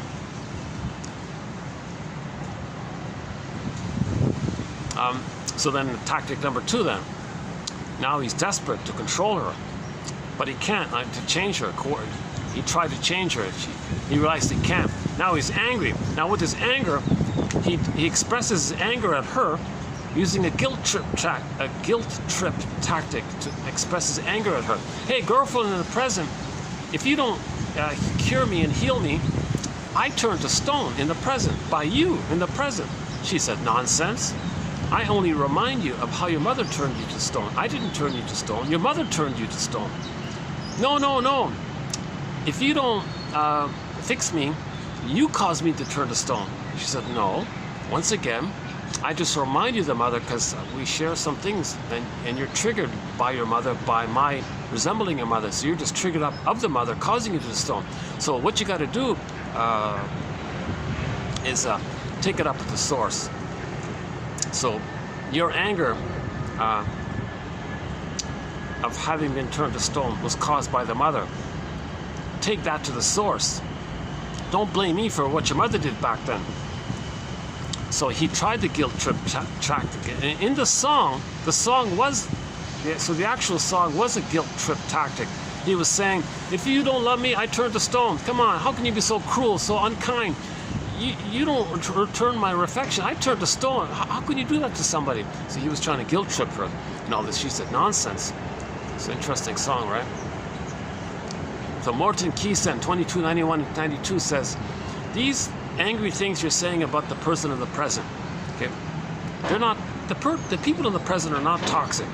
The mother was toxic. The people in the present are non-toxic. Disappointing, but not toxic.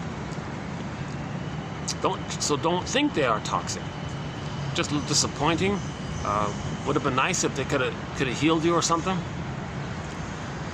So, but the great immense feeling that you're saying about, that you tried to say, but you couldn't say towards your mother, that you're transferring to the present, that's for you to know how you had originally felt with the mother. So in the present, you're saying, oh, you're such a heartbreaker, don't be cruel, you're such a storyteller, you're such a liar, you're such a Fluschwieger, German for heartbreaker. You know, all these, you're a liar, you're a cheater, how can you do like this? Why are you so selfish? Like all these negative things you're saying about the unrequited love. Take all that, okay, and be aware that that's how you felt as a baby towards your mother.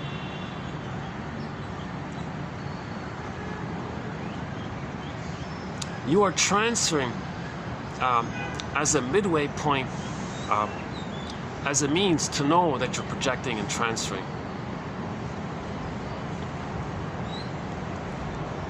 So nobody in the present, it's an illusion. What do you call it again here? Yeah, right. Illusion. It's an illusion to think that somebody in the present can fix you and heal you. These kinds of things. And then related to that is your immense sense of entitlement. That it's your due. You should do it. Mother should have done it, not me. So take it up to the source. Now the only way out of this is to forgive the mother for this. To realize that she was traumatized. She's a member of Homo Traumacus. And if the mother maybe she was scapegoated by her parents. Maybe the mother was in a place that was plundered and pillaged. So you got to have some reality that if the mother's traumatized, then she couldn't do it. So see the humanness and the woundedness of your parents. So back to Bruce Springsteen, Independence Day, Toronto, on YouTube. Listen to the intro he gives. You don't see the singer very well. The guy who filmed it was way up in the rafters. It's all dark. You couldn't see it. It was at night, indoors. But you could hear it. The audio's there. Okay, number 2, Rosanna Deerchild's quote. The more I learned of my mother's story, the more of a person she became to me. See your mother and father as people, not just parents. See them just as people, as folks, as members of Homo Traumacus, flawed, traumatized people.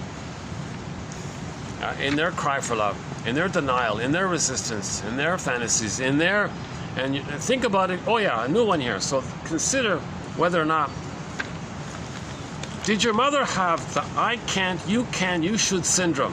Think about that. Maybe maybe one's mother had this I can, but you can and you should syndrome. It's constant demanding. Again, this constant demanding is that the baby wanted to control the breast. So people in the present, they want to control. So the women who henpeck their husbands might be in this area. So women who henpeck their husbands, they're like trying to control them all the time. It's obsessive, micromanaging, obsessive, OCD, controlling, henpecking. That's the idea that they want to control the breast. If they control the breast, that's their relentless hope to get the love, but that's an illusion. But they feel entitled. That's the narcissism, because the baby's in a state of entitlement, a natural entitlement. But when it's unmet, you go back to it. That's what we mean by entitlement. I don't know if originally we might say the baby's entitled.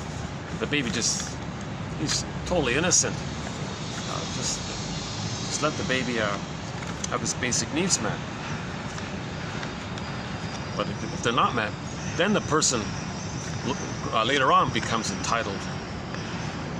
Sense of entitlement. The sense of entitlement is synonymous with the attitude that when the baby was on the throne in their fantasy, that they got everything. Everything served them, everything was taken care of for them. That's the entitlement comes from that kind of place, right? Okay, and the third one we did here was the conflict statement. So this is a kind of like, see, this is what I like about Martha Stark. She gives her readers something simple that people can do. She doesn't expect you to be a skilled analyst who can formulate beautiful interpretations customized for the person. That's pretty difficult. And not too many shrinks even offer clear examples of that. So she kind of steps back a little bit and says, well, maybe it's not too bad. Give people these empathy statements. Right? So we covered, one was called, in the next video, she's got one called the path of least resistance. That path of least resistance is very similar to just acknowledging their defense. Go with the defense. That's the path of least resistance, right? You're determined not to feel lonely. So you're eating cookies, you're determined not to feel lonely. You're determined not to feel that you were abandoned, and now you feel triggered that you're abandoned. You're determined not to feel that you were unloved and believe that you're unlovable. You're determined not to feel this. That's why you're eating these cookies. So a part of you knows that eating these cookies are not necessary, but you find yourself eating them anyways. You find yourself telling yourself that you have to eat them. You find yourself saying that it's okay to eat them. You find yourself making an excuse to eat these cookies, even though you're not physically hungry. But another part of you knows it's not healthy to eat these cookies. Okay, again, the first half of a conflict statement highlights realities that are anxiety-provoking, but ultimately health-promoting. So that's acknowledging the healthy side of the person, the reality side.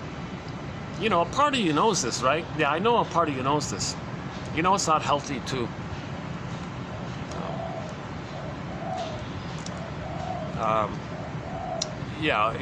if a guy meets a girl but she already has a boyfriend, well, it's not, you know that's not healthy, that's not going to work. But you find yourself trying anyways. Oh my God, so part of you knows this is absurd. It's not going to work. You're never going to get a proper relationship by chasing an emotionally unavailable person who, and maybe she has the splitting mechanism going on, right? That the partner can't unite soulmate and body mate, so she's got splitting. She can't, she can't accept her tenderness and affection. So as a defense against that, she splits it up and has the body mate versus the soulmate. That's the so-called Madonna whore complex. Women also have a Madonna whore complex, right? I don't like using that phrase. I've been using Wilfrid Lay's term, soulmate and body mate. That's also not clear. Why don't we just say the wife and mistress syndrome or something, where your emotions and loyalties to the wife, but your intimacy, your physical bodiness, that's with the mistress. And then you want to elevate the mistress and you devalue the wife. But you elevate the mistress. You give her more importance. And you put down the wife and you elevate the mistress. That's Wilfrid Lay was talking about this point. In other words, another defense mechanism which we haven't talked about yet And I don't know too much about it, to be honest with you. And I haven't even posted it. It's coming up in a future video. It's something to the effect that sexualization is a defense mechanism against tenderness, against affection and tenderness and warmth. So it's not something sexualized. Like it's the chemistry around that takes you away from the tender feelings. So the tender feelings is unavailable with the spouse. So you sexualize it with the mistress or something. But in healthy development, affection, romance, and is with your wife or your spouse, right? It's together. But in unhealthy development, there's very often a split. Doesn't mean they act it out, So maybe some housewives are loyal to their husband, but they have immense fantasies in their romance novels of being with the handsome Brazilian pilot or something. It's in the Disney film Inside Out, right? The wife was fantasizing she could run away with this handsome pilot or something.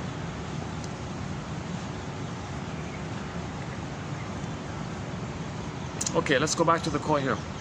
The first half of the conflict statement. So the ego and the id. Let's call it the ego and the id statement. The id is the wild horse, and there's you, the rider, trying to manage the wild horse. Acknowledge the two. Acknowledge the unskilled rider trying to manage and tame the wild horse. Yeah, how's that? How's that? Identify the part of you that's trying to be skillful enough to ride the wild horse, and identify the wild horse. That's the ego and the id, right? The first half of a conflict statement highlights realities that are anxiety provoking, but ultimately health promoting.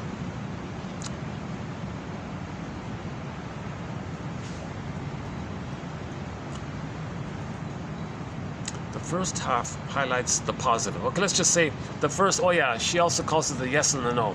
So the first half of the statement acknowledges your healthy yes, and then all the no, the rebellion of the id or something.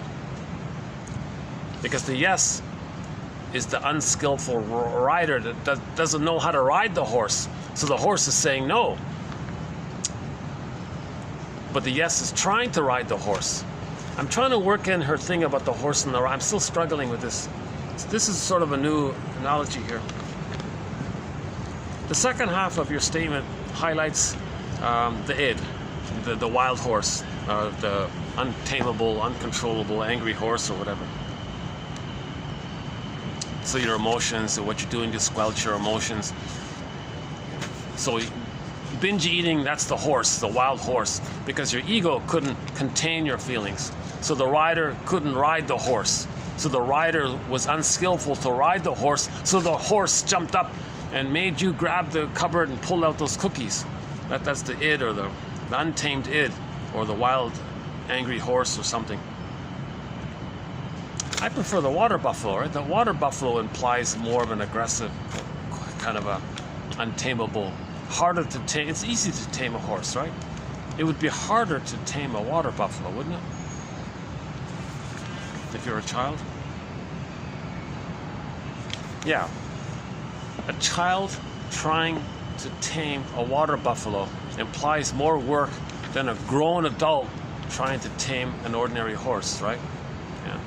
I think the child playing the flute, riding the water buffalo is better for this.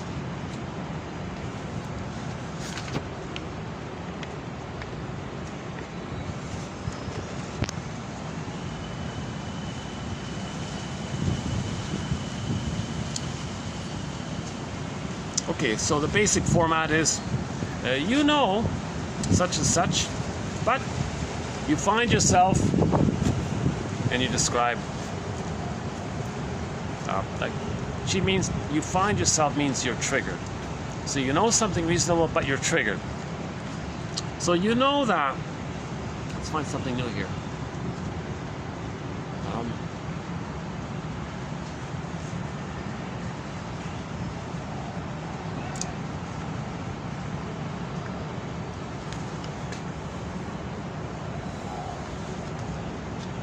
You know that all the construction is annoying you, but you find yourself telling yourself it doesn't matter. No, that's not like that. Again, you know that if you don't do your homework, you'll get poor grades. You know that. You know that if you don't do your homework, you'll get poor grades in school. Even though you know it, nevertheless, you find yourself goofing off. That's the horse. And him knowing it, that's the unskillful rider who can't ride the horse. And the horse is saying, no, let's goof off. So it's untamed horse. You want to tame the itch, he says. You know that, but you find yourself feeling this. Or you know that, but you find yourself thinking this. Or you know this, but you find yourself doing such and such, acting out. Or you know this, but you find yourself telling yourself, that's making the rationalization, giving yourself the rationalization. Yeah, so you know such and such is real, but you find yourself lying, BSing yourself. That's called rationalization, intellectualization, making excuses. So you know it's not nice to say this, but you find yourself saying it anyways. And you're telling yourself it's okay.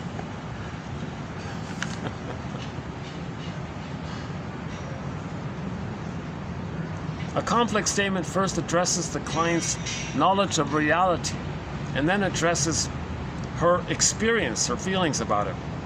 Quote, so the variation, another version of this, a more advanced version of this is, even though you know, nevertheless, you find yourself feeling, thinking, doing, or telling yourself.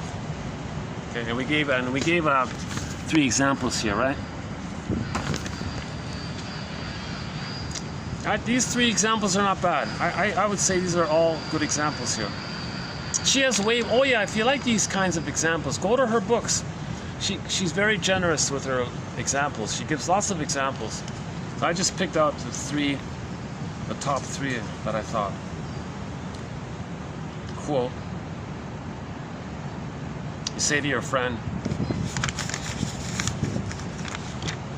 although you know that eventually you'll need to confront and grieve the reality that your mother was never really there for you, and that you won't get better until you let go of your hope that eventually you'll be able to make her change. Although you know this, although you gotta give up your fantasies about your mother and confront her and mourn the loss of not getting her love, you know all this. Nevertheless, you find yourself not quite ready to deal with all that because you're afraid you might not survive the heartbreak and the despair you would feel were you to have to face that devastatingly painful truth. So you know you gotta confront the parents for their lies.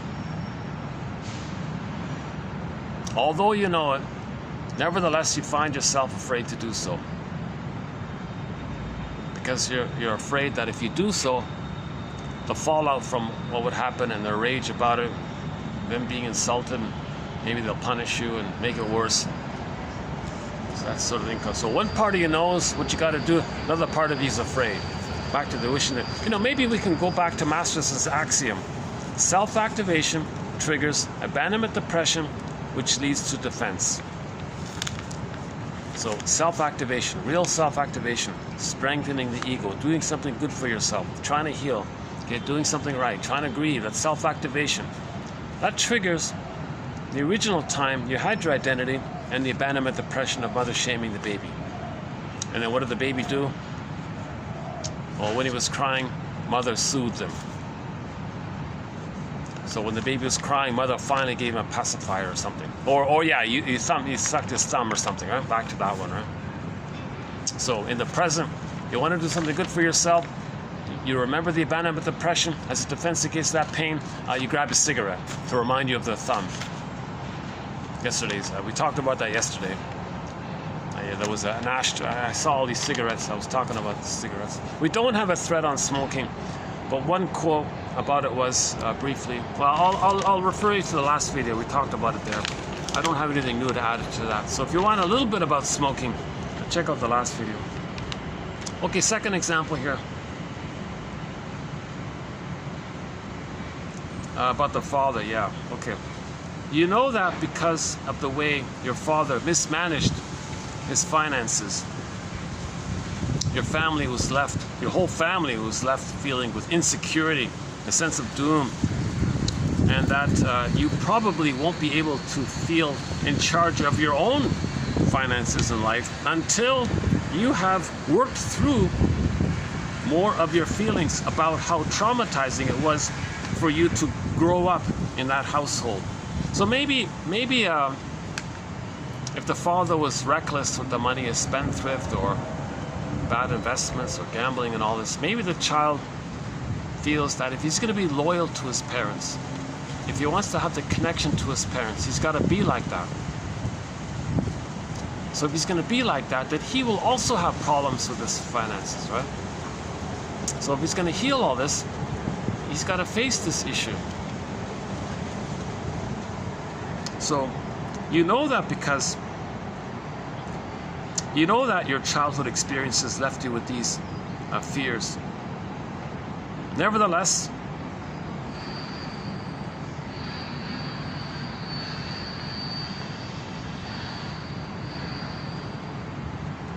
it's painful to do all that because you have to face how traumatizing it was for you to grow up in that household. Okay, but the third one I think is key. The third one is also good. I think ultimately it's this last one here.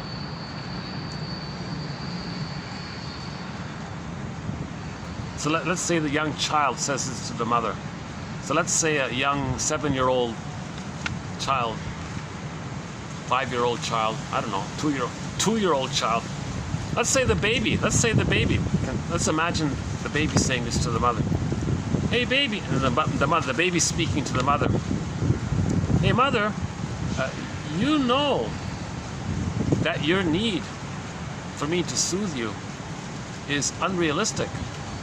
But you tell yourself, but nevertheless you find yourself telling yourself that you have a right for respect, for consideration, to be seen, to be soothed. Can a baby do that? Can a baby do that? Can a baby say to the mother, Mother, you know it's unrealistic to expect me to comfort you. You know that. Nevertheless, you find yourself telling yourself that you're entitled to get what you want, to do what you want, and you have a phrase called Mother's rights. And then you start saying this nonsense that, well, I gave you birth, baby, so you're mine. Okay, so you know the reality that the child is not this thing to be used for the mother. Nevertheless, she finds herself thingifying her baby, objectifying her baby, exploiting her power, because she's telling herself she has this entitlement to be loved by somebody. So and there's the baby, she's got all the power, we'll make the baby love her. Coerce the baby to listen to her, respond to her, depend on her, not let her feel alone, be dependent on her, turn to her, maintain the oneness with her so she doesn't feel alone. It's a form of seeking soothing and comfort by the baby. So maybe the mother wants to use the baby as a teddy bear. The baby says, hey mother, you know it's not right and unrealistic to treat me like a teddy bear to soothe you. Yet you find yourself feeling justified and making excuses that you have the right to treat me like a teddy bear to soothe you. Can a baby do that? Can a child do that? Yeah, they got a new thing here at this venue. The lights are blinking now, right?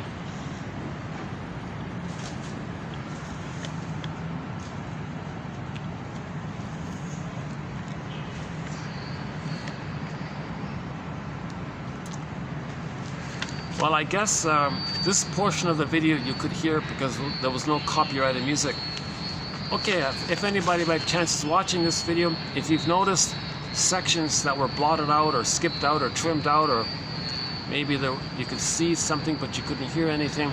That's because YouTube, this phone here, picked up copyrighted music that was playing above, and then YouTube blocks the whole video and tells you that you got to trim out those sections that included that copyrighted music.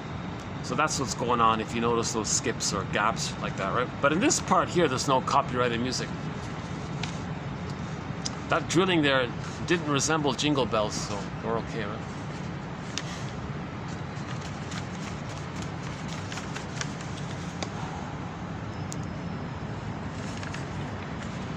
Okay, so 3 more solid quotes by Martha Stark. Way to go, Martha Stark. Yeah, we've done four videos of hers. Let's see. 2733, 5, 6, 7, 8. No, pardon me. This is our 5th video of hers. We've done a 5 video. We've done 5 videos on the work of Martha Stark. That's awesome. Yeah, she's up there in the top, top 10 authors, contributing authors. We've done 5, and we've got another one coming up. So there'll be a 6th video. There'll be a 6th video. Either that'll be the end of it, or there might be a 7th. I think there'll be at least one more of hers. I've got some more good quotes in the pipeline coming up.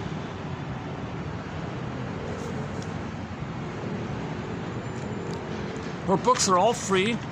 The website is a free, Free Psychotherapy Books, is that it? .com or something. They've got thousands of books on there. A lot of fluff you gotta search around.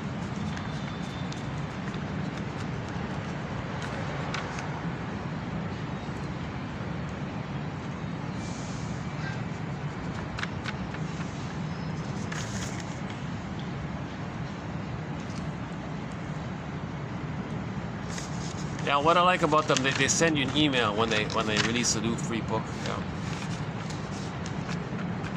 All you have to do is give them your email address, and then you get access to all of the books that are available.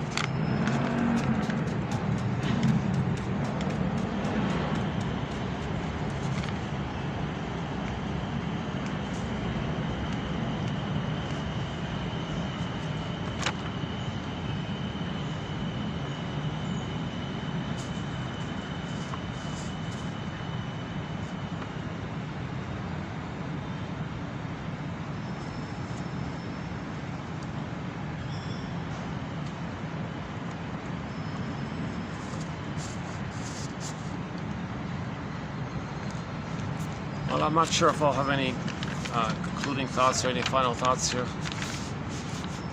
It's too bad I didn't bring yesterday's papers. Yeah, I gotta review them. Yesterday we had some good quotes from Stark. Okay, all 5 videos, I feel that they're all valuable because of their clarity. She writes clearly. That's her skill. She writes very clearly, very simply, very clearly.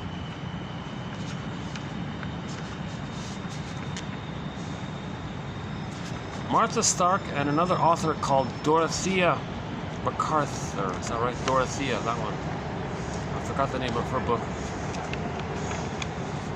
And then read David Solani, James F. Masterson, and so on. Continues from there. Yeah, hold up before you read Melanie Klein and William Fairbairn. Hold up on those ones.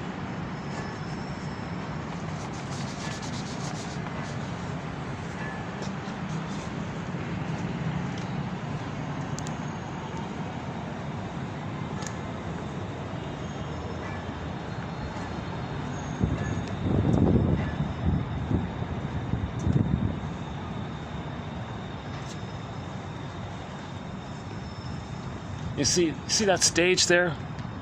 See, imagine that stage there, right? Imagine on that stage a theater thing where you play the abusive parent and someone else plays you.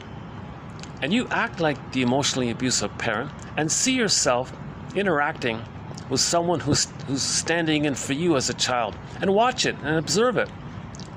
then you know that's how your mother treated you. Or flip it around.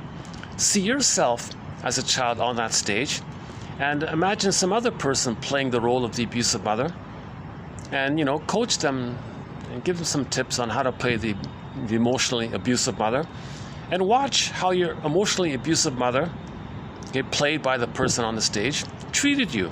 Observe all this and flip it around, kind of thing.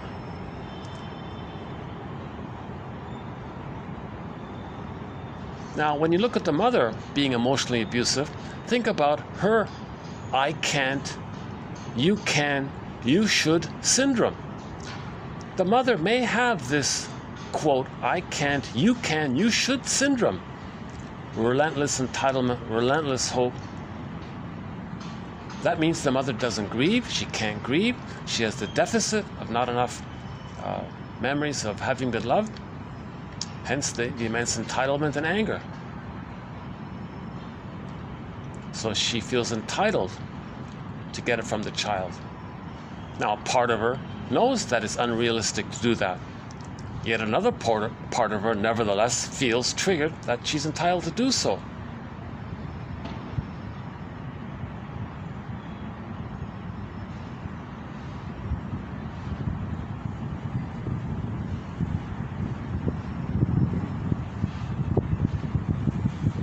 Let's see.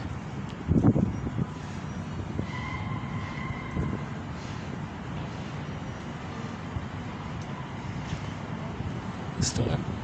Are they gone?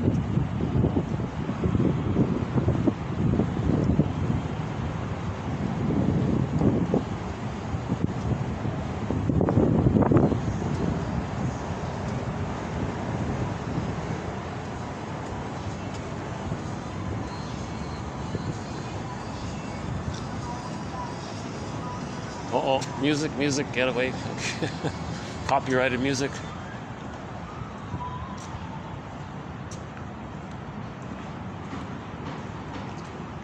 Yeah, so imagine on the stage a recreation, a repetition compulsion. Imagine you as a baby. Imagine some baby on stage representing you as a baby. And imagine some mother on stage representing or playing the role of your mother. And imagine how on the stage you see this mother refusing to breastfeed because she wants to maintain her appearance. Or imagine her saying, no, baby, I'm not going to do what you want. You do what I want. I'm the boss here. So observe, All right? The truth will upset you free.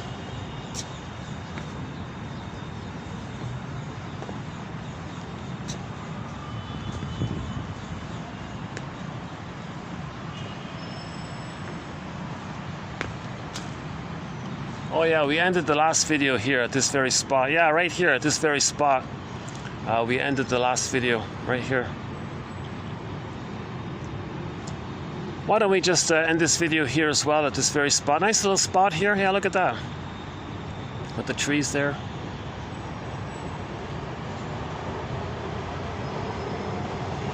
That SkyTrain that's zipping across right now, I have a fantasy that on it, it says, be your own soul doctor. 1001 Windmills of the Mind. www.buymeacoffee.com/psychoanalysis.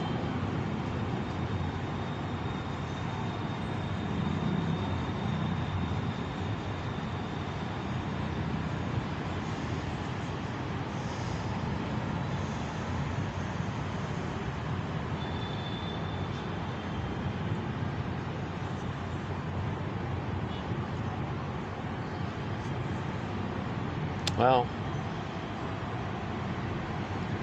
any final thoughts here?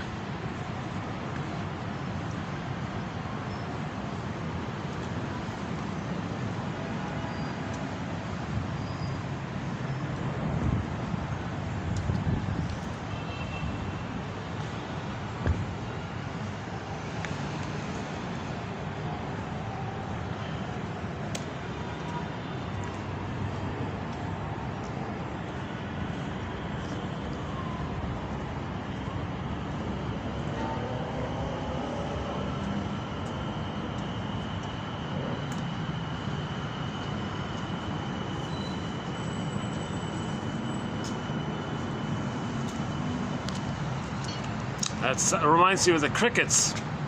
I'm reminded of the song Call of the Moose. Yeah, I mentioned that statue, that figurine of the moose, the Call of the Moose. One of the lines in there is, and you can hear the crickets in tune. The willows and the crickets. Call of the Moose. Yeah, his story, yeah, what a story. Jesus Christ. That was a close call. Huh?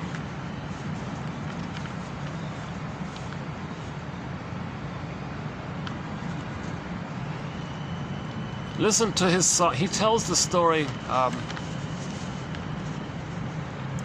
in a song called Big Policeman, yeah. It's hard to find that song. It used to be available. It's hard to, I don't know, it might be on SoundCloud or something. If you go to SoundCloud, it might be there. So he tells the story partially in Call of the Moose and also partially in his song called Big Policeman. And there's a short interview clip with him on YouTube. He tells it a bit there as well.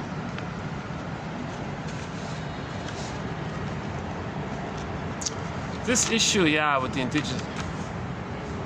Okay, we have a thing called the 49 Symptoms of Homo Traumicus. We cover prejudice, pillage, plunder, short selling, envy, greed, entitlement. We cover some of this material.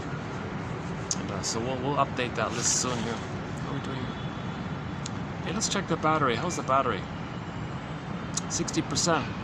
Okay, the battery's holding up. Only 60%, eh? Look at that. So theoretically, I could get, I think 8 hours seems to be the limit with the battery pack. Yeah. I'm using this. I used to have all these battery issues, and finally I bought this thing, and now I don't worry about the battery so much. It's an old clunker, heavy clunker, but it's okay.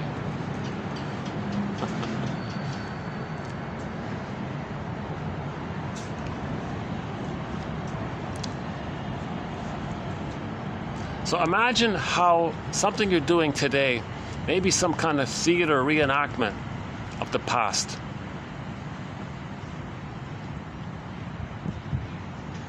Imagine some disappointment that you experienced today as a reenactment, a theater reenactment of something in the past.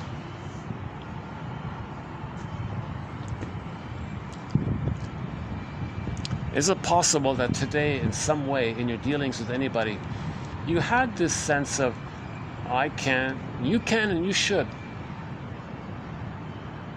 syndrome?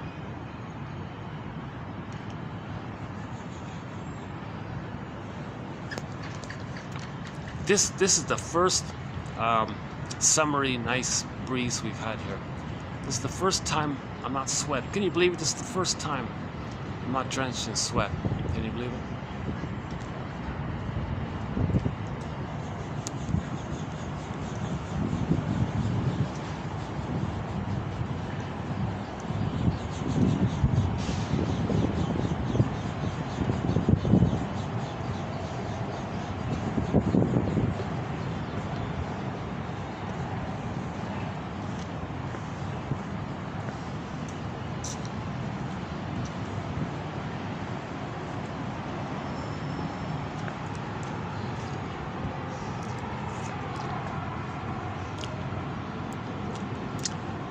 I'll see you in the next video. Thanks very much, and